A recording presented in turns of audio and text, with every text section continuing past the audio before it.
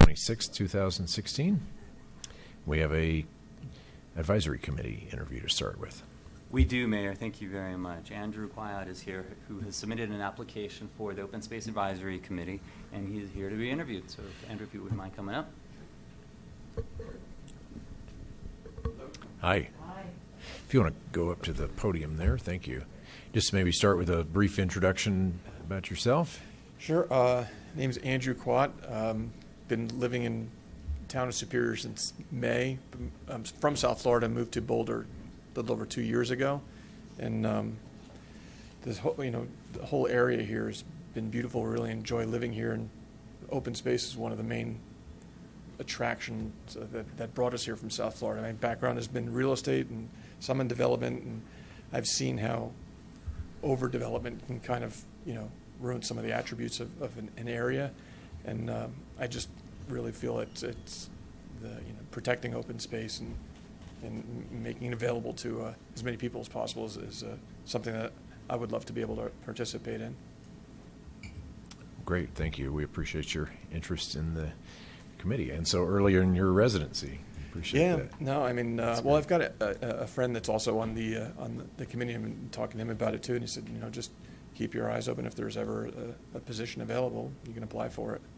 So Yes, we appreciate that. Questions from the board? I'll start off. I'm the trustee liaison to OSAC, so wanted to make sure you're aware of the meeting time, 6:30, second Wednesday of the month, and that isn't a conflict.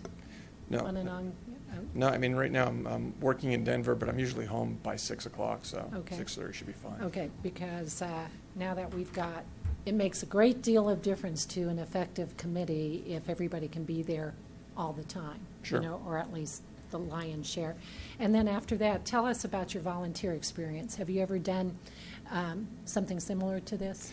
Nothing, from county. I mean, I've worked with permitting on the other side, more on the private side, but not within government committees or anything. Yeah, But I've always had an interest in it, but yeah. never have. It's certainly not required, but it's always interesting to hear. Okay. Others? Well, one thing, oh, I'm sorry. No, go right you ahead. go I was trying to figure out what I was going to say. Oh, all right. It's more of a comment than anything. The one thing about OSAC that's interesting for me is that we actually have real funds that we can use, open space funds that comes from our tax, sales tax. And so how do you see working with the committee to actually manage our open space and maybe improve upon it? What are some of the things you'd like to see to improve it? Yeah, well, as far as on the financial side, I mean, my role right now in a real estate company is I'm the chief financial officer. I'm a CPA, so I'm very comfortable and familiar with analyzing budgets and allocating funds. So, I mean, I would, love to. I could see, really contributing to the cost benefit of best way to allocate funds and those type of assignments. Okay, that's great, because we're talking about real money, Yeah. Which is always fun, too. I always like to talk about millions and billions of dollars. So that's really good, and appreciate that. Yeah, a financial hit is always a good add to any committee, so thank you. Sure. Yeah. Can I ask a question as well, sir? Certainly, So, yeah. I mean, when there's funds allocated, the committee will propose to the board how to allocate it, how to allocate those type of... How to use it? Yeah, right. One of the things we're working on right now is the Coal Creek corridor itself, the actual where the water flows down through here, and how to use open space funds to improve that and bring it back to a more natural and usable state. So using the money that we have sitting in the open space fund, some several $1 million, for that as well as other things will be a very valuable product of the committee itself. Sure. And the people that are on it, yeah. Yeah, and I mean, we really enjoy, I mean, we've recently moved live at Calmonte, and I've got 2 young boys, 8 and 9, and we all the time ride our bikes along the Cold Creek to the park and, Right. and the trailhead over at Colton, so. Right. We really right. appreciate those, those benefits of living here. Right, excellent, good, thank you. Sure. So I see it from your application that you indicate you're familiar with the town's comprehensive plan and the parks, open space and trails master plan, and the open space summary report. Yet you've only been here since May. Yeah. Whatever possessed you? I would say I'm briefly familiar. I've looked through it a little bit, but I definitely would like to spend some more time with it. So how familiar are you with the different open space areas we have here? Somewhat familiar. I mean, I know some of the main, open space, across from McCaslin with the Colton, and then Yeah, going, that's a biggie right there. right, and going through that corridor too, leading from the park over from the Colton trailhead. Those are the two main. I mean, I know there's the big park within Rock Creek as well, and is that considered part of the open space? Inside Rock Creek? Right. I'd say yes, and it's a combination because that's trails and parks as well.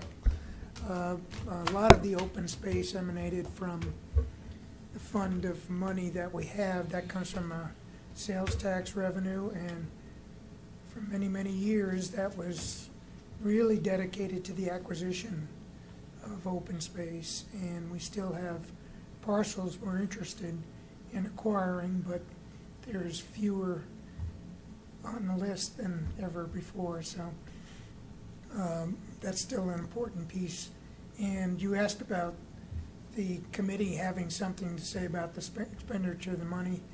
If the town develops an interest in a parcel, the committee gets to have something to say about the use of those funds. They don't have a veto, but they do Right. have an input on that. So, Okay.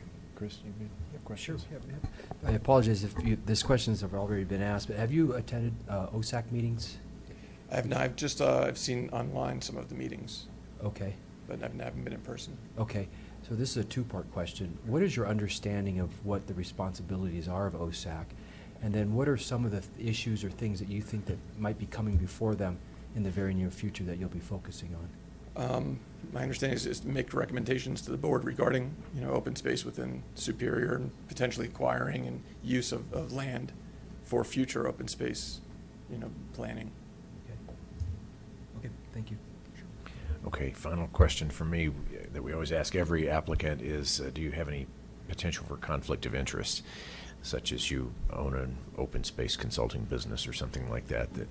No. Okay. I'm a homeowner here in Superior. Okay. That's the extent Very of my good. involvement. Just a standard question we Sure. ask everyone. So, well, again, we appreciate your interest in the committee, and we'll be acting on it soon. Okay, So, great. Thank you all very much. All right, next on our agenda for the work session is item number 3, discussion of town hall expansion.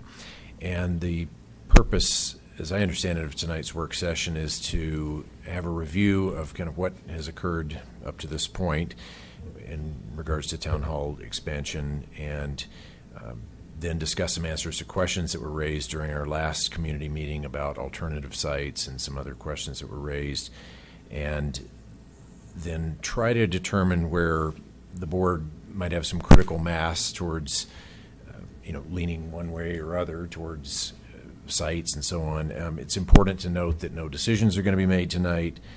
All options are still on the table, including additional community engagement, and all options still on the table. Given the timing, this is realistically something that the next board will act on after the November election. So that's just in terms of timing, that's important to note. And then at the end of this work session, if we have time for public comment, we'll certainly offer that opportunity. If board discussion and so on goes up to the time we need to stop the work session, public certainly welcome to comment at the public comment section of the regular meeting. So with that, I'll turn it over to Martin. I understand we've got a couple of brief presentations, and then I'd like plenty of time for board discussion. Sure, thank you, Mayor. Yeah. So exactly as you stated, following up on some of the work earlier this year on this project to develop design concepts and also a development and construction budget, staff received direction, I think, at the board's July meeting to host a community meeting. That community meeting was held on August 31st. And Chris Chaprinsky is here, from a consultant who's worked for the town on several projects over the years, is here. She'll talk about some of the highlights that came up during that discussion. And then, as you'll recall, if you recall from your meeting materials, there's also a budget estimate for a couple of different locations around town. So the staff has had a chance to assemble some of that information, and then also wanted to set some time on this agenda just to give the board a chance to go through information that's been presented, think about the highlights that came up during the community meeting, and then just give you all a chance to have some dialogue on what potential next steps could look like. So with that, I'll ask Okay. Chris to come up, and then after that, if there's any questions, or if you have any questions about the financial information, Alex Arnello and Paul Nellis are here from staff, and we've been working as a project team to try and coordinate the information on this. And then also Sergeant Jim Chamberlain is here to chat about anything related to the Sheriff's Office operations that would be housed wherever their staff is located. Okay, thank you. Thank you. Thank you, Welcome. Martin. Thank you, Mayor, all of you for having me back again. I'm Chris Strapinski from Green Play. What I wanted to do was, I know I've included for your packet a couple-page kind of a detailed description of what occurred at the meeting and the comment that was taken. I'm just going to hit some of the highlights of that to move things along here. But I think people really appreciated the opportunity to be heard, and all of you being there at the meeting yourselves. There were, I did a count of about 37 people. I think there were only about 30 that actually signed in, but minus board members and staff and that, there were about 37 members of the public. I think the issues that were most important to them that they wanted to convey, and they had detail around each one of these, but one was impacts to the neighborhood. Feeling that there's been a lot of development in this area and everything seems to have sort of boxed them in, or it's been coming and coming and coming, and so they feel like impacts to the neighborhood, traffic impacts it particularly was brought out, but just quality of life impacts were very important to them. There was one comment in favor of it being here at this site and the expansion. So the second one was process. So I think the general feeling was that the process seemed to have jumped from a period of time where people thought, gee, it was going to be over at the town center, what happened? And all of a sudden it jumped back over here, again, their perception. So there was a lack of engagement for whatever reason that occurred between that time and where things ended up going into the meeting in July, and then the public meeting on August 31st. So somehow they missed the deliberation that had been held leading up to, including all the discussion, the expansion of the current site. They want to understand options, and they want to know what was considered and costs, and look at some other options as well, other than things that had obviously been thought of at that time. And in particular, they want to have this done right. However, whatever the outcome is, they want to have it done right. Another issue was town hall staffing. Their big question, what really is the need for town hall staffing, and what makes the best solution? All staff together or dispersed? And can technology solve some of the space and location issues? The issue of the sheriff's substation. Is it appropriate for the sheriff's office to be at the town hall? Is it appropriate to be so close to the neighborhood? So concern about neighborhood impact just from the presence of the sheriff's office being here, and any activity, lights and sirens, things like that were brought up.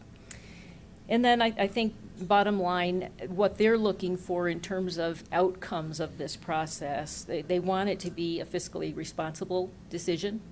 They want the best use for this town hall building. They want to have decisions made based on data. They want consideration of options, and they want to be listened to and have their concerns respected. So I think that's, in a nutshell, what came out of that meeting on August 31st. Okay, thank you very much.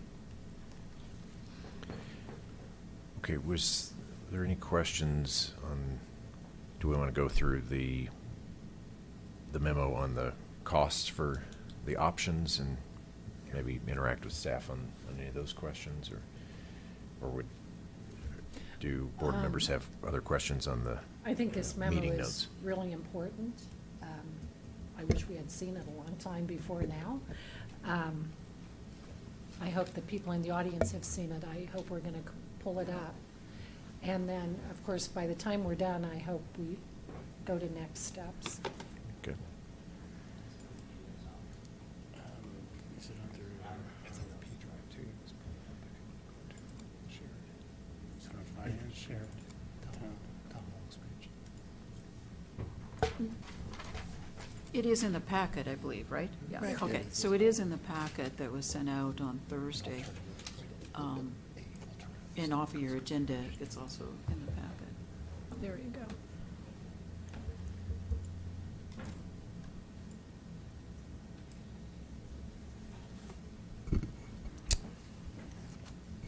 Alex Arenolo, Public Works Director, and Paul Nellis and I have been attempting to put together costs for several different alternatives.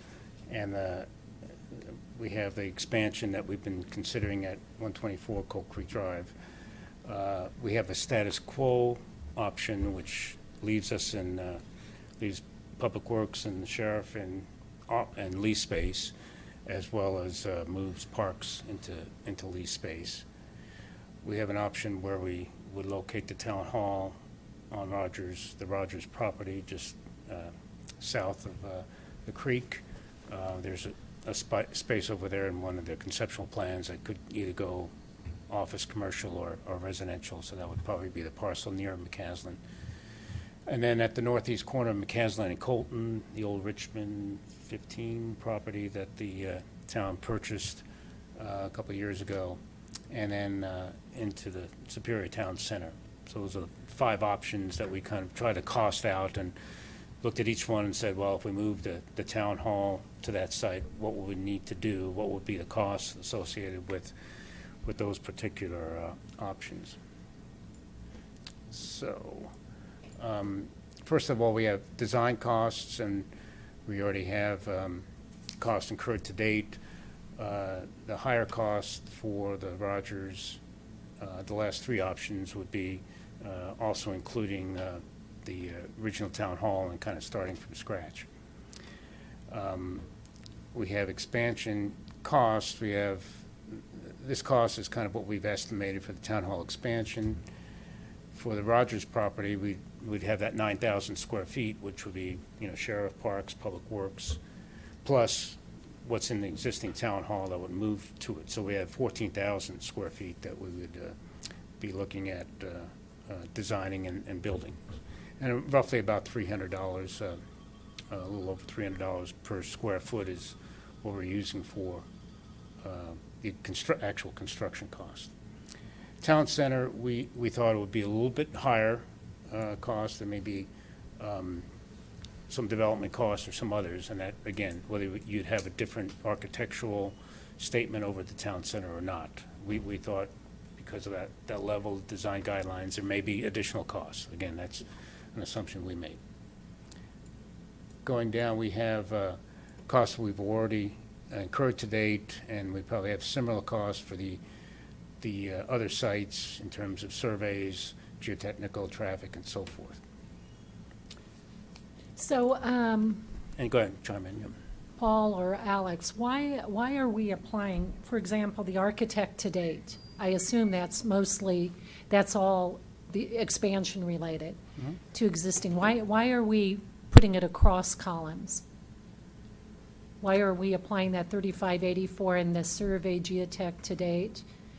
Why is that applied to Rogers and Richmond 15 and Superior Town Center as well? I guess because we've spent that. Here, this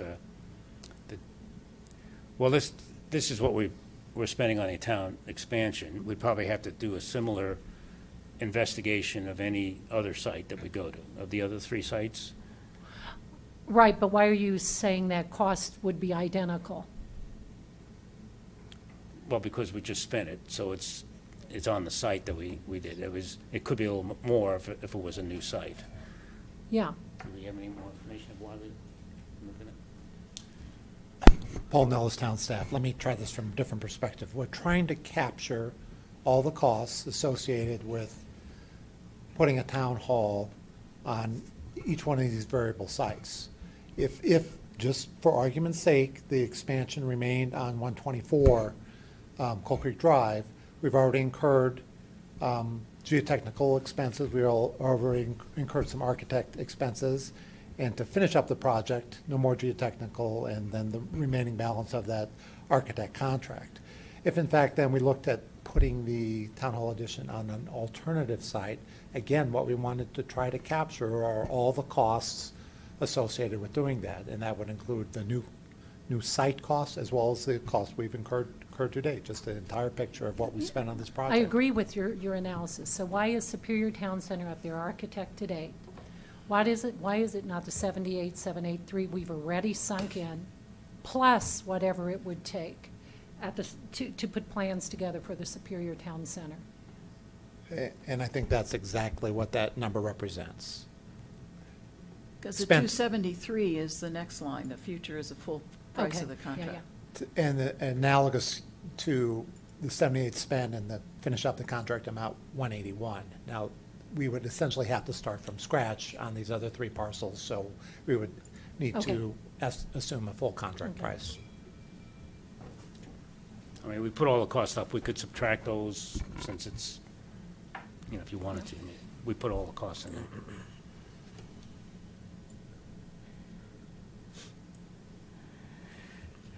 Roadway site grading for each of the new sites, we'd have to build a road or make other improvements to get to the site to make it usable.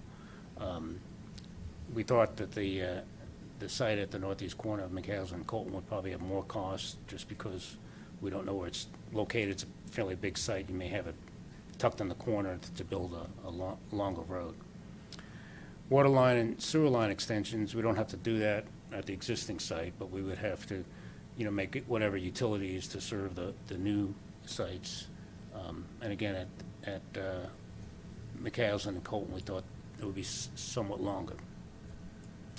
Electrical service, so any new site, you'd have to bring electrical service, pay for transformers, and anything else associated with providing electrical service to the building. Again, we already have that service here that we would be building on. Fiber optics and high-speed internet, one of the problems with our location in lease space is that we don't have a good communications connection to town hall. And we've been investigating what we need to do. $80,000 is about the cost of providing services to our space, and the sheriff and I in our space could probably share it at about $40,000. But if Parks, for example, goes in another part of the Superior Marketplace, that it would be another $40,000 for them. Again, we have very slow service, and to get to our traffic signals and our water and sewer plant and all that stuff, that's something we've been investigating. We've been holding off, not wanting to invest in that. But if we stayed in lease space, we'd want to make that investment. Ongoing communication costs, the $80,000 is the cost to run the wire. The ongoing is to pay for the monthly cable or whoever you're leasing that from.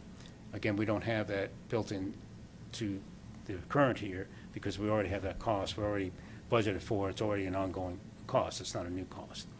But we don't have high-speed internet at our lease space. We'll run the fiber, and then we'll have the ongoing cable fees or whoever is the provider. But, that's for 30 years. Yes. Yeah, so, which is, I'm a little suspect when you throw in a 30-year lease. Again, analysis. lease cost, we wanted to say, hey, what, are we going to stay out there? Are we going to make investment? Nobody does a 30-year in lease lease, space, so. or is it going to, right now, we've been out there temporary. Right. If we're going to be there for long-term, let's invest in communications, let's invest in some quality space.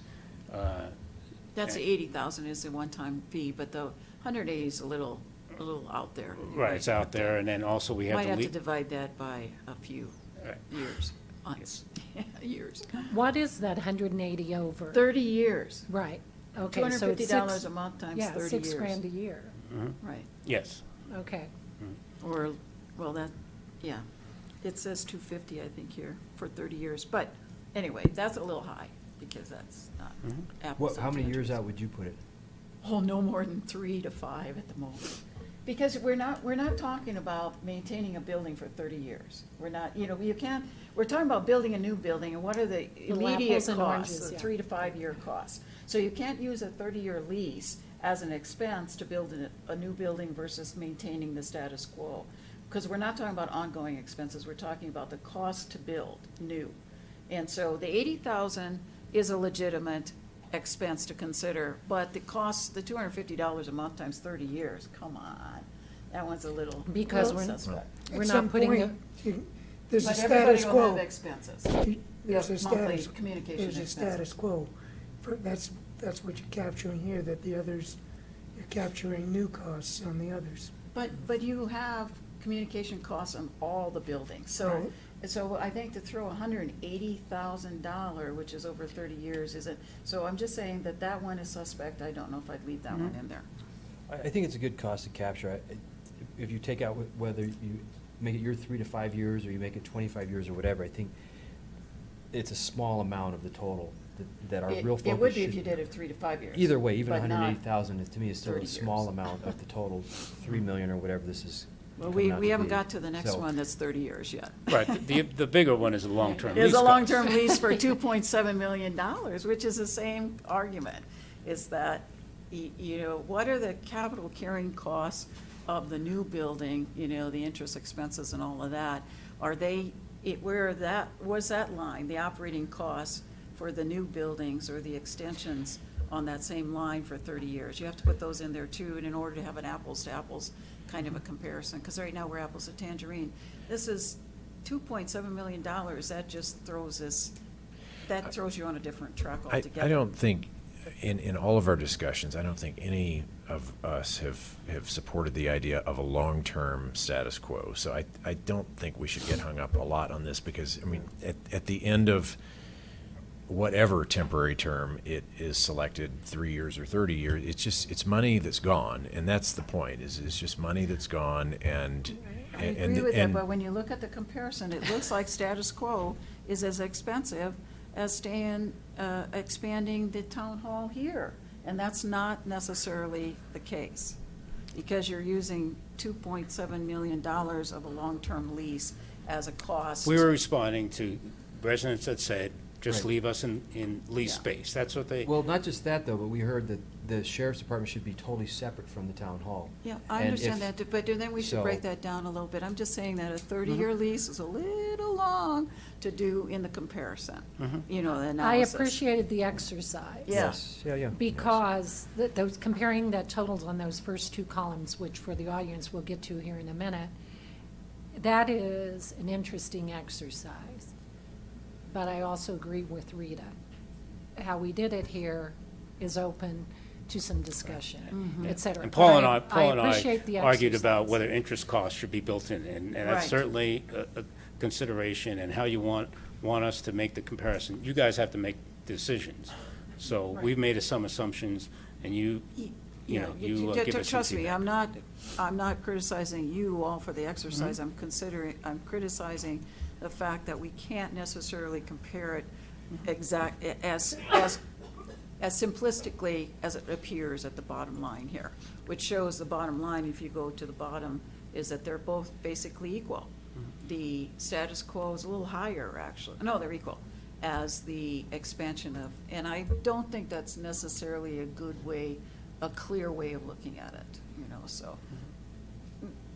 But, yeah. Just a couple of things. And because of that 2.7 million, if you take that out, ooh, it drops it way down. But there's still gonna be a cost there to leasing. There's a cost, though, also in the new building, so you have to figure out what those costs are and how they match up.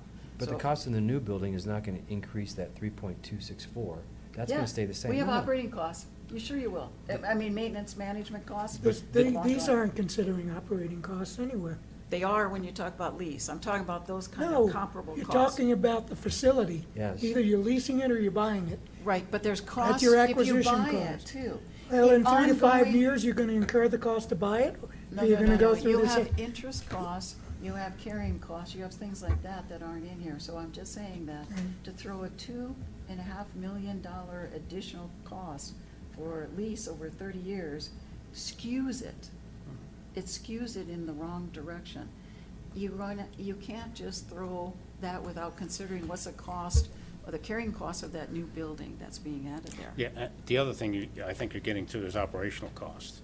And in our lease, we pay electricity, custodian, we pay a lot of those costs over and above the lease cost, which is in the 2.7 million. Right. So we didn't consider operating costs because we had to do them, whether we're in this building or in lease space, we have similar costs. Maybe they're not comparing apples and oranges, but there are similar costs. Right. I understand that. Okay. A couple of things that we struggle with were parking, because right now we have adequate parking. We are, as part of the expansion, we were adding some spaces, so part of our construction costs included some parking. we try to subtract that out and give the net cost for new parking at the additional sites. And then we struggle with the town center. Well, what do we pay for parking there? And is structured parking in that equation or not? So we happen to put it in here. Again, we have limited supply of parking over there. We've talked about parking structures. There's this project, if we move over there, bear some of those, structured parking costs. And we did attempt here to include structured park, some of the structured parking. I think we had 30, about half of the spaces that would be needed for the town center, for the town hall addition would be structured parking. The other half would be surface parking. And then land costs. We own the site at the corner of McCaslin and Colton, so we've already bought that, so we had a zero cost there. Rogers property, we'd obviously have to purchase the parcel, and a town center, you'd have to purchase the parcel, although whether it's part of a building, and maybe we condominiumize or buy 2 floors of a 5-story building, who knows, but at some point you got to include those land costs. So that's how we, our stab, trying to back of the envelope, here's some costs, and we welcome your comments, and if you want us to refine this further, we can. Questions? Okay, go ahead. Glad to see the opportunity cost, but I think it's limited. So as I understand it there, you have 1.2 million, that's basically the value of the property that the current town hall is on and the additional property. But there's also other opportunity costs if we go elsewhere. If we go to the town center, then we'd be taking space that could be otherwise occupied by commercial or retail, would generate sales tax revenue. And if we use the McCaslin-Colton property, then we wouldn't be able to use that for other things, perhaps commercial, retail, or a rec center. And did we consider what those opportunity costs are? Well, if we sold the property on McCaslin-Colton to a developer to put some commercial in there, what would be the benefit to us by staying in this spot, but taking advantage of the revenue from that? Would we make more money on that, or would we actually be losing, we'd be coming out ahead, or what? Mm-hmm. That's some of the costs that I was hoping that we would gain That's good. information. Yeah, we struggle with that because, like, over in the marketplace, you're foregoing sales tax, but since there's been a lot of vacant space, so we chose not to try to quantify that. As if that's something you'd like us to quantify, we could probably do that. And maybe it's not for a full 30 years, maybe it's for 10 years that space is going to be leased up and have some sales tax generating dollars coming in that we forego by leasing it on a long-term basis. Certainly we can quantify it, but we struggle in that. So the other properties, yeah, I think, I don't know about the marketplace, if the amount of retail space that's available there now, what kind of sales tax that would generate. But certainly in the town center, and potentially tap fees and development fees and everything else on the Colton and McCaslin section would generate significant amount of money. So it'd be nice to see that kind of information as well. Sure. I also think that we should look we're using the same number you are for each of the potential sale of the town hall of $1 million, which might be a little high, but since you're using the same number, it's effectively washes out across the 3 costs of the Rogers, the Northeast, McCaslin, Colton, and Superior Town Center. But we should be aware, it's actually the actual cost invested at the beginning would be 1.225 million more than what that bottom number is, because we're assuming we're going to get this much money for the sale of this. So you could kind of get down to the numbers that are 1.225 million higher, and the bottom below that, subtract them out. Yeah, so each of those at 5,062 million, the 4,952 million, and the 6,922 million, the actual costs, gross costs, are 1,225 higher, 1,225,000 higher than that.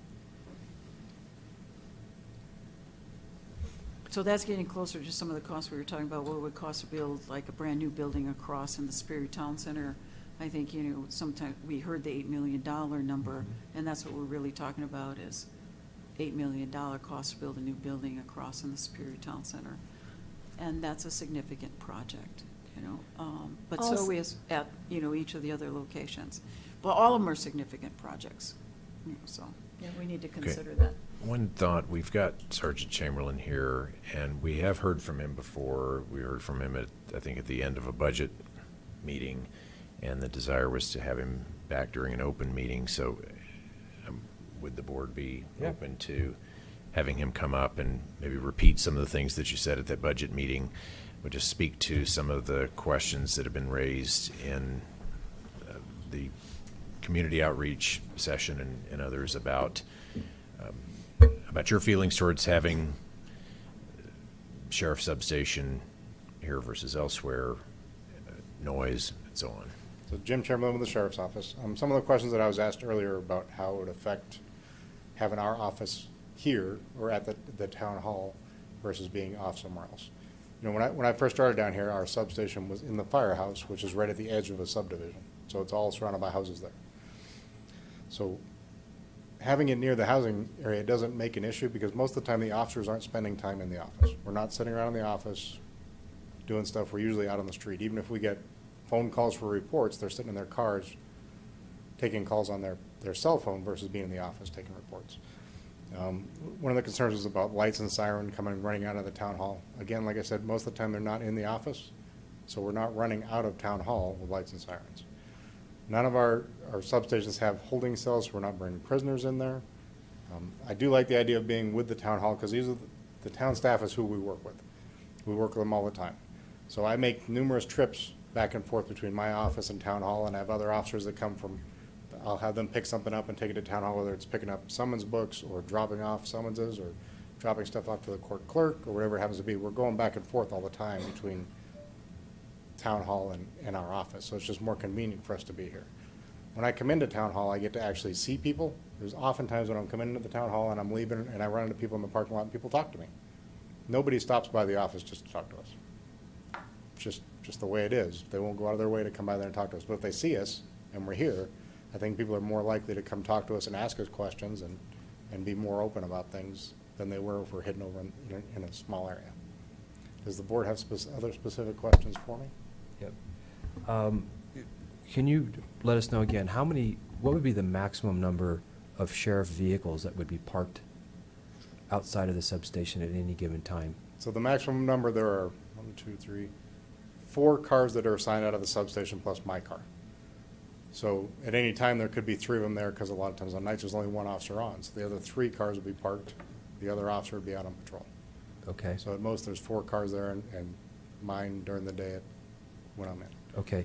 And then I read I think it was a memo you had sent to town staff about sirens exiting the premises, going on call. And the only time that would really ever happen is if it was a life or death situation. Correct. Is it possible that you could have a policy in place that you couldn't turn sirens on until they got on McCaslin? Because we hear sirens on McCaslin often with the fire trucks and all that. And we could say, don't turn them on until you get onto McCaslin. Okay. Because that short little distance isn't going to make a difference. Okay. Thanks. Can you speak to and I'll get you, speak to the concern that some have raised about potential bad guy threats to the station being wherever it is? And you had made a comment about... It doesn't matter what type of public building you work in, there's always the potential threat for violence. There's more of a threat to a courthouse than to a police station. Your courthouse is here and it has 1 deputy here during court time, so things could happen then, it could happen anywhere. At least here you've got officers that could be around or closer. I spend a lot of time, unfortunately, in the office, but there's always more people around here to help prevent those things from happening. Okay. But I think where Clint was going is the statement you made in some venue I was at, that you don't bring, I think you just said it, actually, a few minutes ago, you do not bring a dangerous person back here.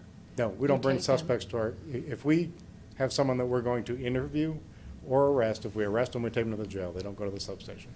Even if it's a suspect that we're going to interview, we take them to our headquarters building in Boulder, because that's where we have all the video and audio surveillance equipment to properly conduct the interview. So we don't do them in our office. So all your answers, what you've just said, let's assume a decision is made to go to the town center. Is there anything you would change about what you said if you were located in the town center? I want to be where town hall is. Okay. It just makes the most sense for us to be where town hall is for people to have more opportunity to speak to us and for us to be Wherever it around is. the people we work with. Yes. Okay, others, questions? Okay, thank you very much. You're welcome. Okay, other Um, questions, discussions? Like I said, I think this is an interesting exercise. If we were going to use this as our base to build on, which I think is a fine idea, the 124 Coal Creek Drive numbers, I would say, are probably a little more fixed, a little more predictable, whereas the Superior Town Center numbers, where that building is X number of years out, start becoming less predictable, because we don't know what's going to happen to the economy. We don't know what's going to happen to costs that far out. When we're talking about the Rogers property, the land cost, I'd be interested in it being augmented with a lease cost, if in fact the property were going to be built, and then it would, it'd be leased back to us. I mean, we'd lease it from the developer. So, there are ways to work with these numbers, I think, and go from here.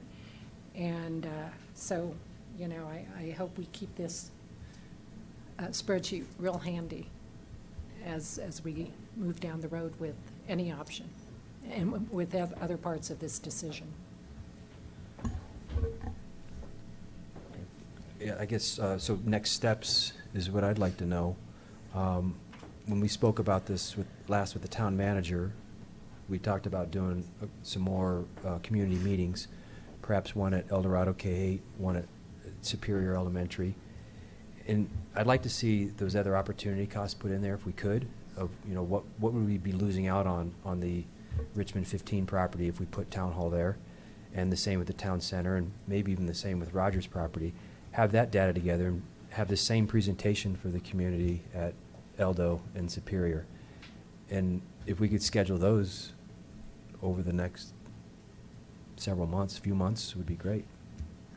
But I guess at what point are we going to say the numbers are too far apart Yeah. for this to make sense? I mean, I guess we can have staff do any number of things, just kind of ad nauseum, but it just, it's things that they're not doing other things while they're doing that. And at the end of the day, we are going to have to make a decision. And I just wonder, are we foregoing a decision, or are these numbers, I mean, these, all three on the right column are $1 million higher than essentially what is presented there? Because I think were it moved off-site, there'd be a big call for, well, keep this because you can make it a library, you can make it this, make it that. So I think the chances of getting $1,225,000 for this site are about zero. So then you've got costs for rehabbing it to do whatever other project you want to do at this location. So and I agree, the numbers are bigger because of opportunity costs. You're absolutely right. But at what point do we go enough? Yeah, well, I was entirely wrong. When we first started this process, I really thought this was a decision the board would be making, that this is our responsibility. But based on the last several months from the community, what we've heard, I'm certainly not comfortable moving forward unless we do go out to the community more and present these numbers to them, because I think they're significant. So I think, 2 more meetings with the community, and that would mean original town residents would be invited to all of them as well. Everybody should be participating in these. But I think that these numbers do need to be out there so that residents can make decisions with us on this. Okay. 2 factors that I see. One is more amorphous than the other. The first that I think we really need to tackle, because I was at these meetings, and what's obviously not been sold to the public is even a need for expansion or unifying the town staff, and that these numbers don't make that clear either.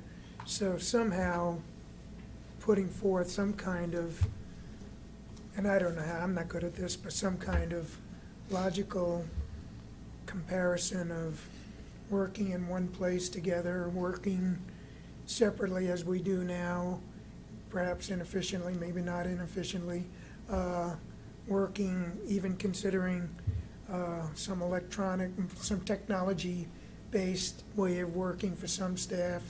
Is that something we even want to do? Personally, I wouldn't want to do it, but that's just me, because it's a small town and I like being able to walk and see people. But that's a piece that I think this doesn't address, and I think there was a crying, the immediate question of why do anything? Is it time? Do we need to do anything? Somehow addressing that. Secondly, and this is the more amorphous part, and frankly, in my mind, what has always dictated using this town hall expanded is the other things we like to do in town where we have perhaps, in my mind, more appropriate places to do them were we to do them. For example, I would like to see, if we were to do a library community building kind of thing, I'd like to see that be in town center personally, so that attracts people there to come and go and do things in town center. But we don't know. We haven't finally decided that. If we voted for a rec center, if we got to that point, then I'd hate to give up the Colton, the Richmond 15, because that's, to me, that's where you want to put it. But that's just my thinking. But those are the more amorphous things that play in this decision-making, and I don't know how we quite nailed that down, but those more amorphous things drove me into saying, let's stay here, because I think this is a great place for town hall. But either way, I'm not going to be a decision maker on this. Okay, thank you. Yeah, but that's not a decision maker. Yeah. Oh, no, that's not a good thing to say. Go ahead. That's where I've been for a couple months now, is that the first decision is, do we do something now or not? That's the first question we have to answer, and I don't know the clear path to getting to that answer. But instead of looking at more concept plans or more places that it could be, the first question is, do we want to have a location for, one location for town hall? And that's what we got to decide. And then we decide where. The first question is, what do we want to have one location? And we haven't really clearly made that decision yet, as a collective whole, the town and the board. We thought as a board we had, but we haven't engaged or brought the whole body into this as Superior. So now we need to step back and ask that question. Do we want to have one location for town hall? And then we have to ask, then the next one will be where. And so I think that what you brought up, Joe, is very insightful, in that we don't know what we are going to build for sure in town center, but we're going to have something over there. We've already committed to it. We don't know if the town residents would approve a larger rec center type facility. Maybe that's where we could also incorporate town hall in, down the road someday. But everything drives us to, it's down the road someday. So I think instead of having more meetings now, I'd be more inclined to say, let's postpone this till next year. And it's not using the word I've heard a lot of people say here, kicking the can down the road. It's making a good decision, which is, we either need to have one meeting and decide, are we going to put everybody in one place and then move from there? Or we need to say, we've got too many balls in the air, let's wait. Well, in my mind, we made that decision when we decided to spend money on an architect to do plans. We made that, though, as a board. We and did. So what we heard is a lot of feedback And that we've- residents wanted yes. to participate in I- that. Yeah, I So dis- either we I- can go back and I disagree with override. both of you. We didn't make the decision to keep it here when we authorized those funds. But it was decided here, prior to my being on the board, there was an actual meeting where, so we don't need to go back and debate that too much, but there was an actual public meeting where it was decided to maintain this location and expand back into the land that was purchased in 1999. There was discussion at the retreat the most thorough discussion we ever had was at a retreat. No, we had No. discussions here because we showed No. trailers, potential Right, right. portables out there. It and we was very decided that was clearly not the way we agreed wanted to to. spend money, was with portables. We'd rather see something permanent. Right. So that Well, was discussed. that is totally flying by me. It's It- in the I rarely memo. miss a meeting, but maybe I missed that one. Well, it's in the memo, Uh, but the point for me, though, I think that's important here is that we just need to decide. And we need to decide how we're going to decide it. Are we going to bring everybody together? And I don't know the clear path to making that decision. Well, Well- I agree with that part, but I do want to say, we've got an election right around the corner.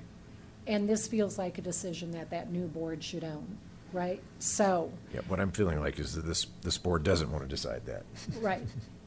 Well, We don't have enough let's not time. jump to conclusions, though. I don't agree that we should put off any further discussions till next year. I think that we should keep going with this, and let's get the community engaged, and because maybe there's several questions that just are misunderstood. So let's engage the community more, get these questions out there. Well. And then let's make, I would say, we probably won't make a decision until it's gonna happen until next Right. year, but let's not stop the process now. I agree with that, but just because we have the election coming up in a little bit more than a month, just because of that, I don't feel comfortable with the current constituted board voting, let's say next meeting, whether to do this or not. To do what? To whatever we decide. I think Rita's correct. We've got a core decision here to make, and I'm not ready. I think it would be I think at the most, unwise to have a vote before the election. well, So- I think at the most, we would have a straw poll before the election, but even that, But it it's doesn't probably matter. not, Why it have a doesn't straw- matter. It a doesn't straw matter. poll that's meaningless. It doesn't matter, but So- I'm with Chris. I do think we ought to keep, Yeah. discussions going. I agree with the process thing. I Yes. don't think there's any reason to delay it an arbitrary amount of time. For one, we can invite all candidates for office to participate in any public process as it's ongoing if we decide to have the next meeting before the election. So we just have to be, have to go about this right. We got to make sure that it's a productive meeting and a meeting that doesn't have to be repeated because of some shortcoming, like lack of notice or something like that. So the first thing is, this is not emergency. Nobody's dying on the table. We don't have to decide it tonight. We do have the benefit of time, and even a little more time, because the elections, we're going to have a new board.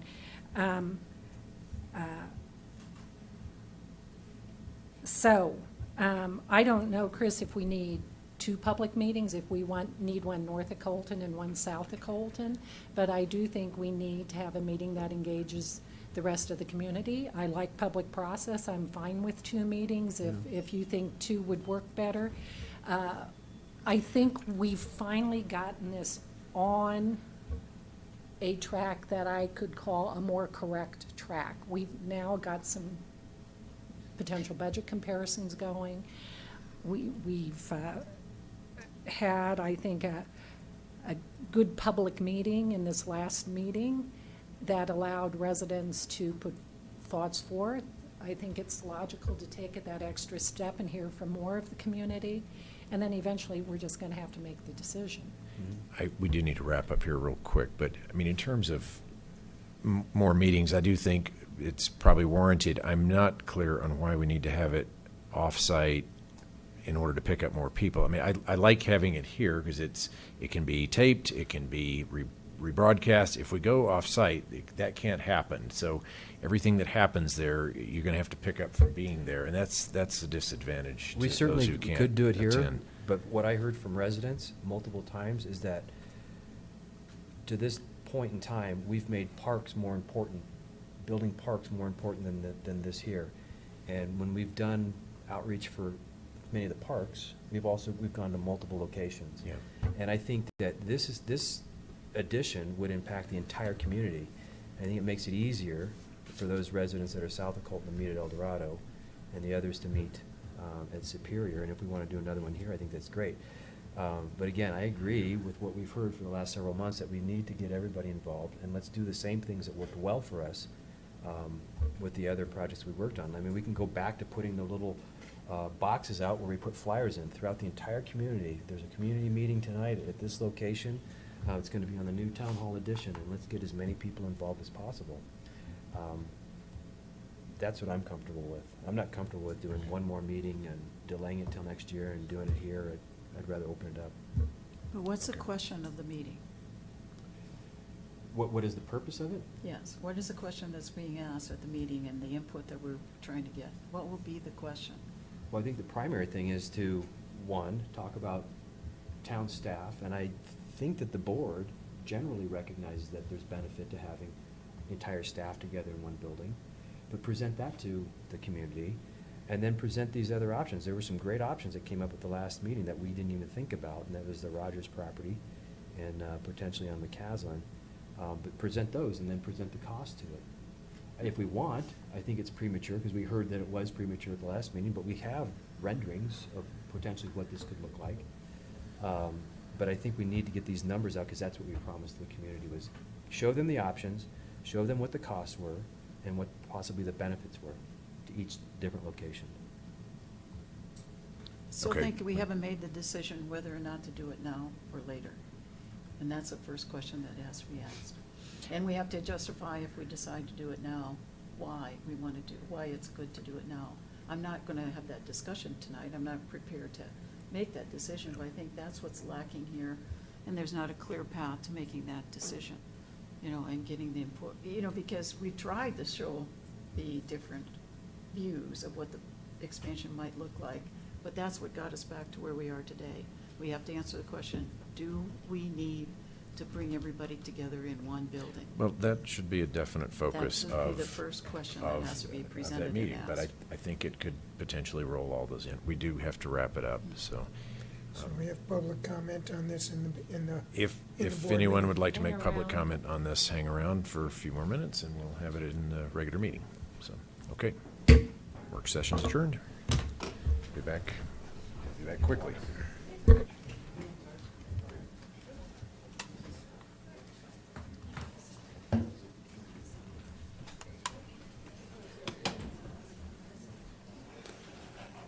Alex, what did you do to this mouse?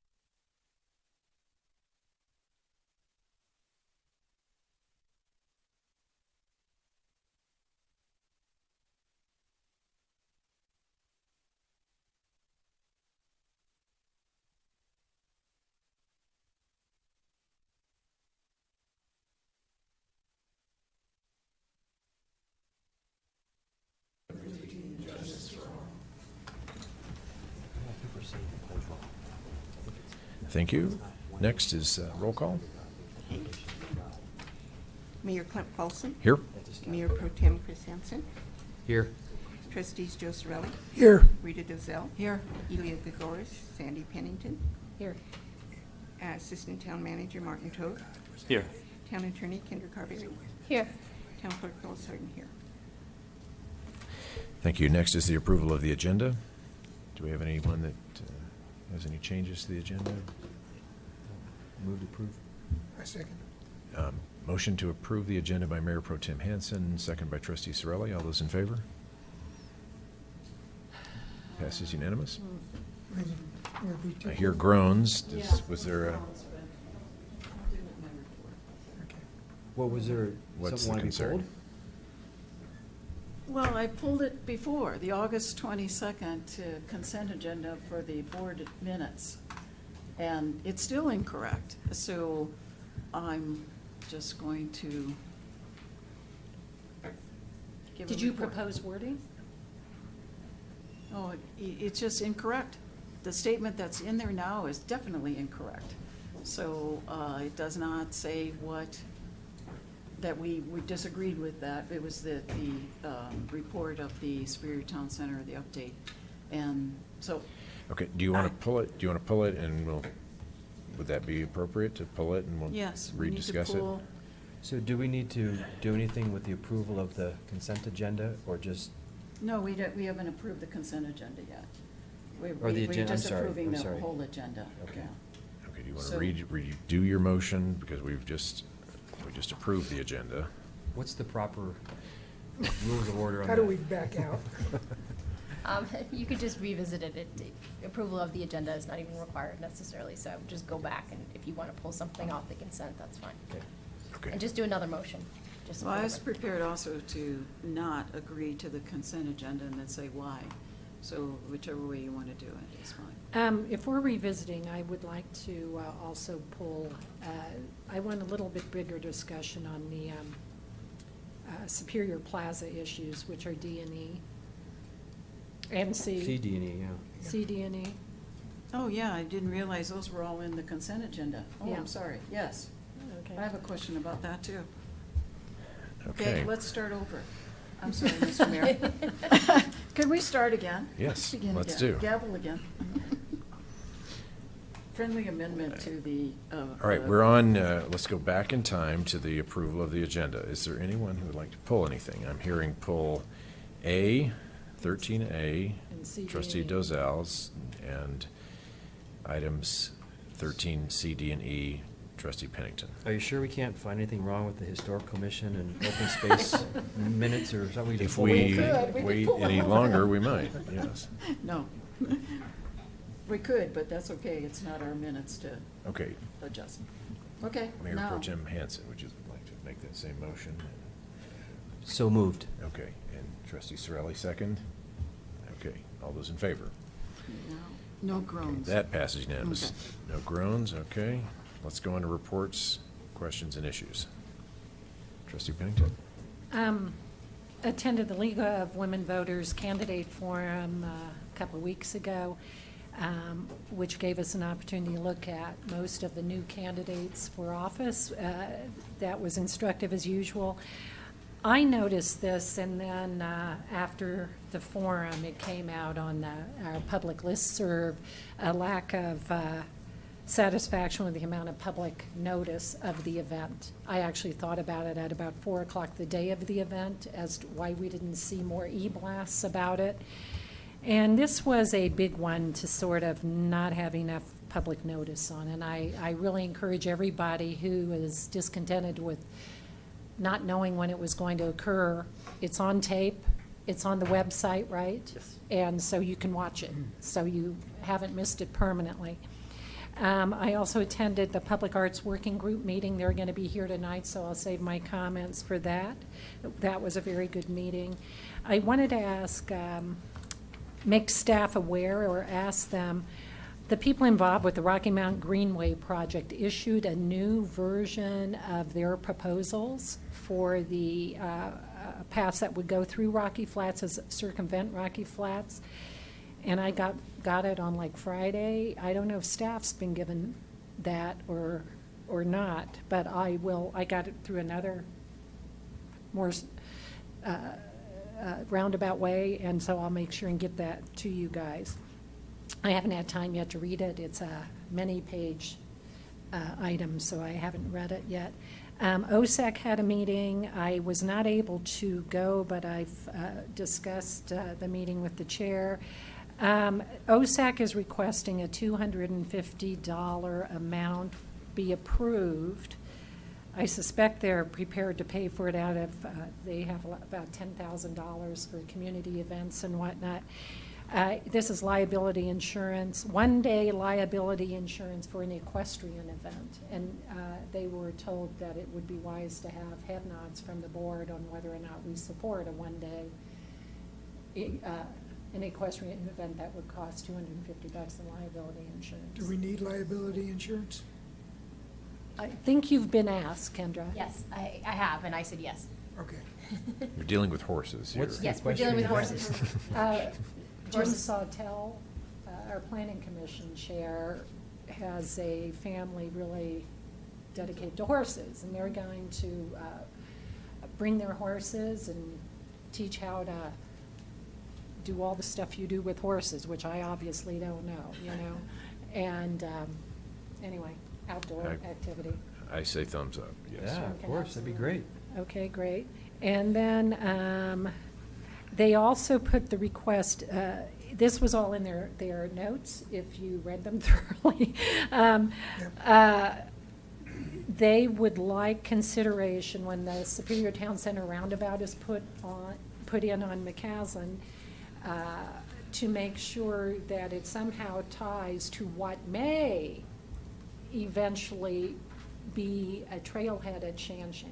It may not be, but they want consideration, that overall design for what may be a future trailhead. And this tied into a recommendation that was made by the board during the Rogers property presentation, that rail bank, what's that called? Railway? Huh? The Oh, with the- berm or whatever, yeah. that is there, that I think we tied in the back way to the Shanshan property as well, that some trustee or trustees mentioned that would be an opportune time to also tie into that connection. And I think the chair of OSAC felt, well, that same connection, that same railroad, whatever it used to be, may also be the way to enter what could be a future Shanshan trailhead. So I put that out there. So it's out there in the public, and the board's heard it, and I hope we'll have other opportunities to comment on it. There's a Snakes Alive event October 1. There's a Song Dogs event October 15th. And then they also discussed the Davidson Mesa connection to the open space. And the suggestion was put out by them that they wait to see what Louisville and Boco decide, the desire to connect to Mayhoff or Singletree. So just, to keep that in the public. Do they, I'm sorry to interrupt, but are they working with ProStack on those trail connections and That's all what that? I recommend. Oh, That okay. anything to do with Davidson Mesa be a joint committee thing. I wanted to say thank you, Phyllis. The September 6th, the Planning Commission minutes that were in this thing on Parks 1 and 2, I thought were excellent, and they'll be very helpful when we discuss those FDPs. And then I want to say go Buffs, if you didn't watch the football game, and go Broncos too. So it was a delight to have two winners this weekend. Go Mo High, they won too. Well, see, I didn't know that. Maybe Centaurus did too, but didn't know. There you go, that's it. All right. Okay, nothing to report. Okay. Not too much to report. Went to a historical commission meeting on the 16th. You read the minutes. They're pretty much all inclusive. The 2 points worth mentioning their ice cream social at the beginning of September and at the opening of the museum, and which had the display for the former teacher at Superior School. That was well received. Their next display, they're going to do these every 3 months, and around in November, which is the month of Veterans Day, they're looking at a military-themed display involving Superior and somehow the military. We'll see how that generates. The third thing, they have tentatively aimed for the date of October 22nd for their cemetery tour that they haven't had the past couple of years, but they still have concerns about accessibility to the cemetery. And I think the chairperson, Larry Dorsey, was going to contact staff. I don't know if he has. I don't know if they have a warm fuzzy whether they're moving forward or not, because October 22nd is not too far away if that's what they're planning to do. So just thought I'd mention that. Patrick Ammertown staff, we'll walk the site with Larry and other members in advance, but we've been in contact. Good, that's good to hear. The last thing is, again, Historic Commission related, not the last thing because I have one other thing, but we've had 2 second grade tours of the Grasso Park, the museum, and Town Hall last week on Thursday and Friday. Monarch second graders and Superior second graders. The mayor and I did the Town Hall piece, and this is something that Trustee Hansen started I don't know how many years ago. Unfortunately, he was out of town for those 2 last week, but he'll be here this Friday absolutely. for the last one, which is with El Dorado K through 8. They've been great, and it's a lot of it's a bit of work that the Historical Commission puts into that, but they love it, and so. It was started in 2010. 2010. Yeah. And final thing, and this is totally out of the blue, but we have the McCaslin roundabout coming, and I don't recall our design, and I was not here for the public hearing on that when we decided to go ahead. My concern has always been with roundabouts, and I've heard this particularly from friends who live in England and so forth, that roundabouts are great until you have a lot of traffic where one direction is particularly dominant over others. And pretty clearly, at least, this has the potential to be dominant north-south. And so I hope I trust Mr. Arnello, he's Mr. Roundabout, but I was wondering, are we considering being wired for a stoplight if we need to down the road in the construction of this? Are we leaving open the possibility of adding stoplight, which is what happens in England when they get too busy a roundabout? And that's just the question. I don't know if it's in the design plans or not, but to just have that possibility there. Okay, thank you. I'm not an engineer, but I have had that concern. There is a slip lane coming out of Main Street onto northbound McCaslin, so that should help in that way. But the rest of the directions, it mostly probably will be more dominant. Okay, I have only one thing to report, which is a really fun thing. We had a DRCOG, Denver Regional Council of Government meeting last Wednesday, September 21st, and the board of DRCOG approved moving up by 1 year the funds for the construction of the Superior Trail from RBRT to Davidson Mesa underpass. So it was we were supposed to receive the federal funds, $497,000 for construction in 2019.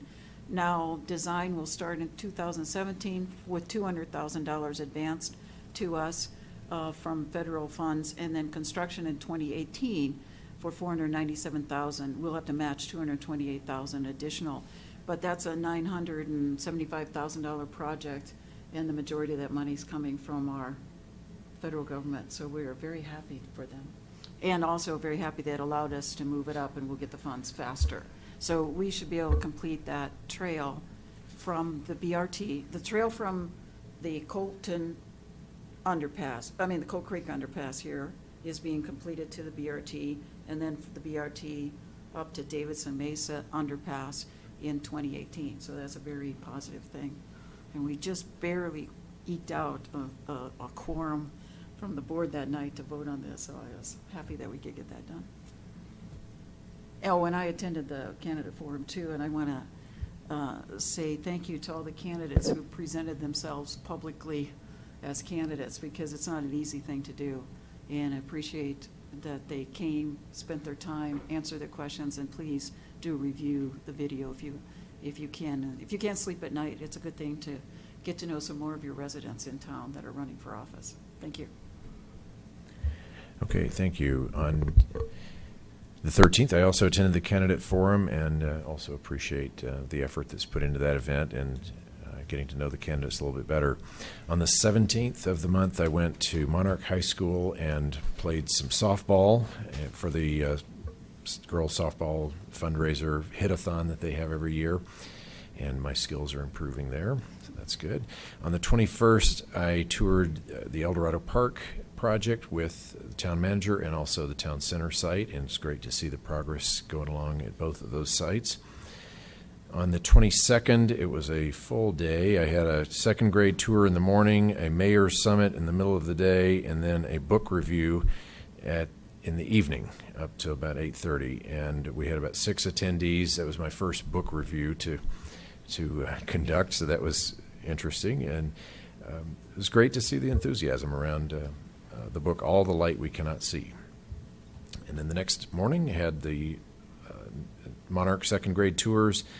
And on the 24th, I went to the town's volunteer appreciation event. They had the Sweet Cow ice cream truck and a lot of games, and appreciate all the work that all of our volunteers do throughout the year to make this town a great place. So I appreciate that, and appreciate the town staff recognizing that with that event. So thank you. Is that instead of the dinner?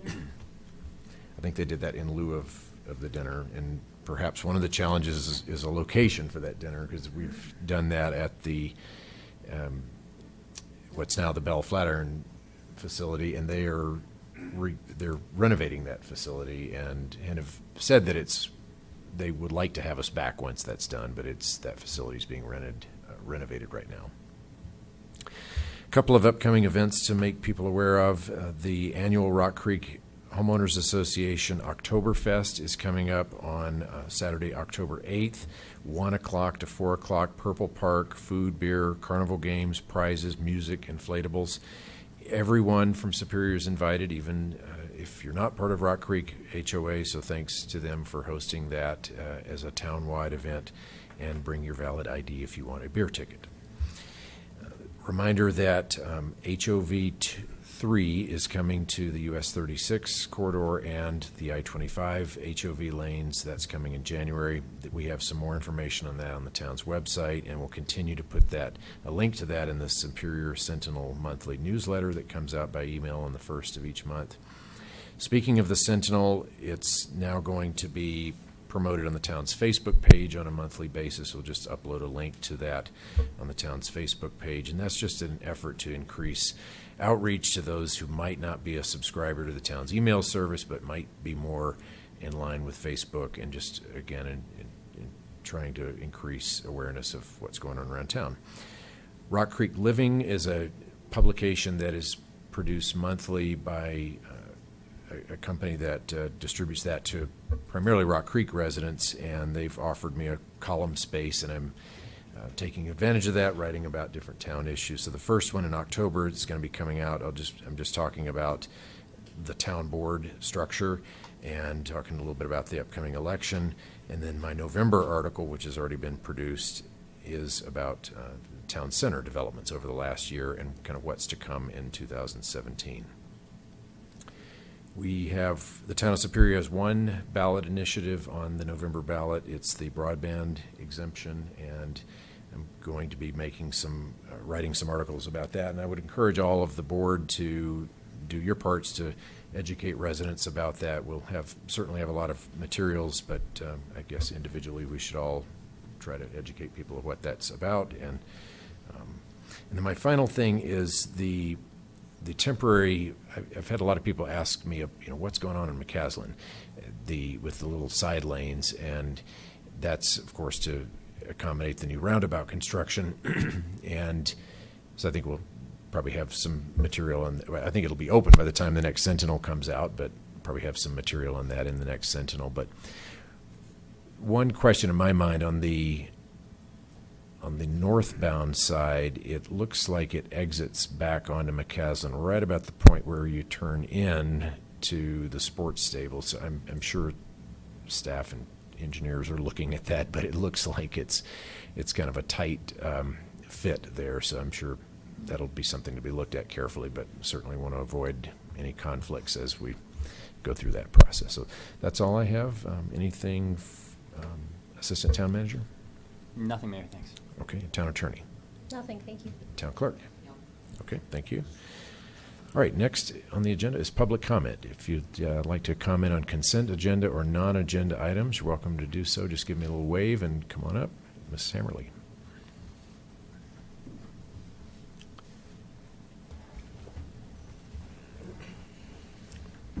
Hi, Sandy Hammerly. I'm speaking on behalf of the Parks, Recreation, Open Space Advisory Committee tonight. And unfortunately, our liaison was in Hong Kong on Saturday. So, and we missed you a lot.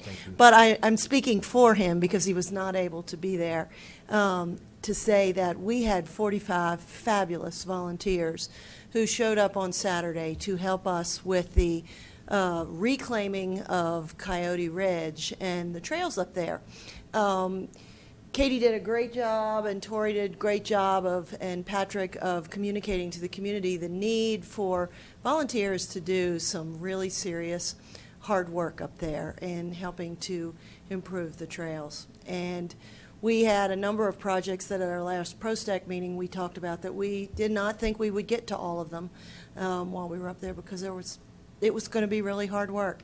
And I'm really pleased to report that the 45 volunteers who showed up, ranging from age 6 to age 60, we were able to accomplish all the projects we wanted to get done that day, and to reseed and take out some things that were a problem up there. So I just want to publicly thank the volunteers on behalf of the town and the Parks and Recreation Advisory Committee for the hard work they did.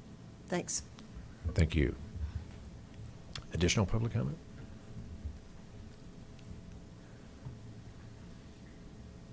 Daryl McCool, Coal Creek Drive. I just wanted to say thank you very much for listening and making a decision about having future meetings for the town hall expansion. I think it's really, really important, as I'm hearing you guys say, that public input has been vital. I did want to mention that I researched all of our neighboring towns, and not one of them has a single police station or sheriff's station that is connected to their town hall or city hall. Broomfield is the closest. They have offices across the way, but there is not one single one that has any direct connection. And I appreciate that there might be more public connection by being here, but there could be a lot of public connection over in town center or wherever the town hall is with the substation. So I really would encourage you to look long and hard about separating that out from the town hall expansion. And then also really, as Joe mentioned, looking at the need. You know, what is the real need? I keep hearing these things about customers, and who are these customers that are coming in here? We don't have any data on that. We don't know who they are, what they're doing, or why they're doing work here at Town Hall. And it would be really good to know those kinds of things in the future, not just the numbers about what it's going to cost for a new building or maintaining an existing building. And then the last thing is I would really encourage that that video about the town hall be removed. It was not directed by the board to be done, and so I think it, as citizens mentioned, it's a bit of a piece of propaganda, and it would be, unless you all decide you need it there, I think it needs to be removed from the site. It should not be part of the public record going forward. So, thank you. Okay, thank you. Additional public comment?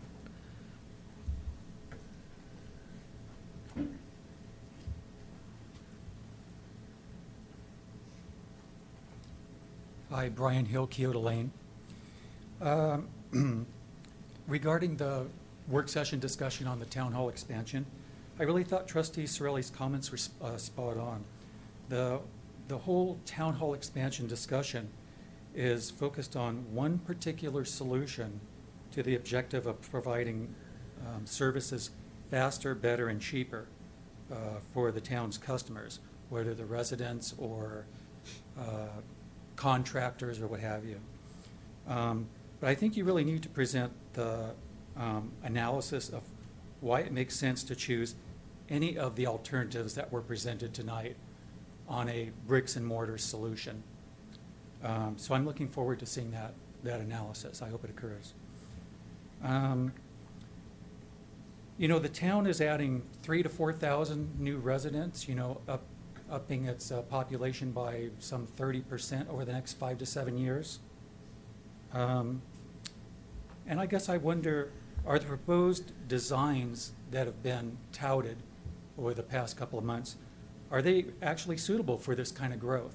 It doesn't look like there's any room for staff growth, so I'd like that addressed. In other words, maybe we need a bigger town hall and location someplace else other than in the current location might satisfy that better. And this is a kind of a, you know, philosophical question perhaps, but you know, in all the discussions about town hall and a rec center and indoor spaces of any kind, you know, the rec center question has come up. I'm just wondering, given that the whole sort of rationale for putting in the town center was to diversify the town's revenues,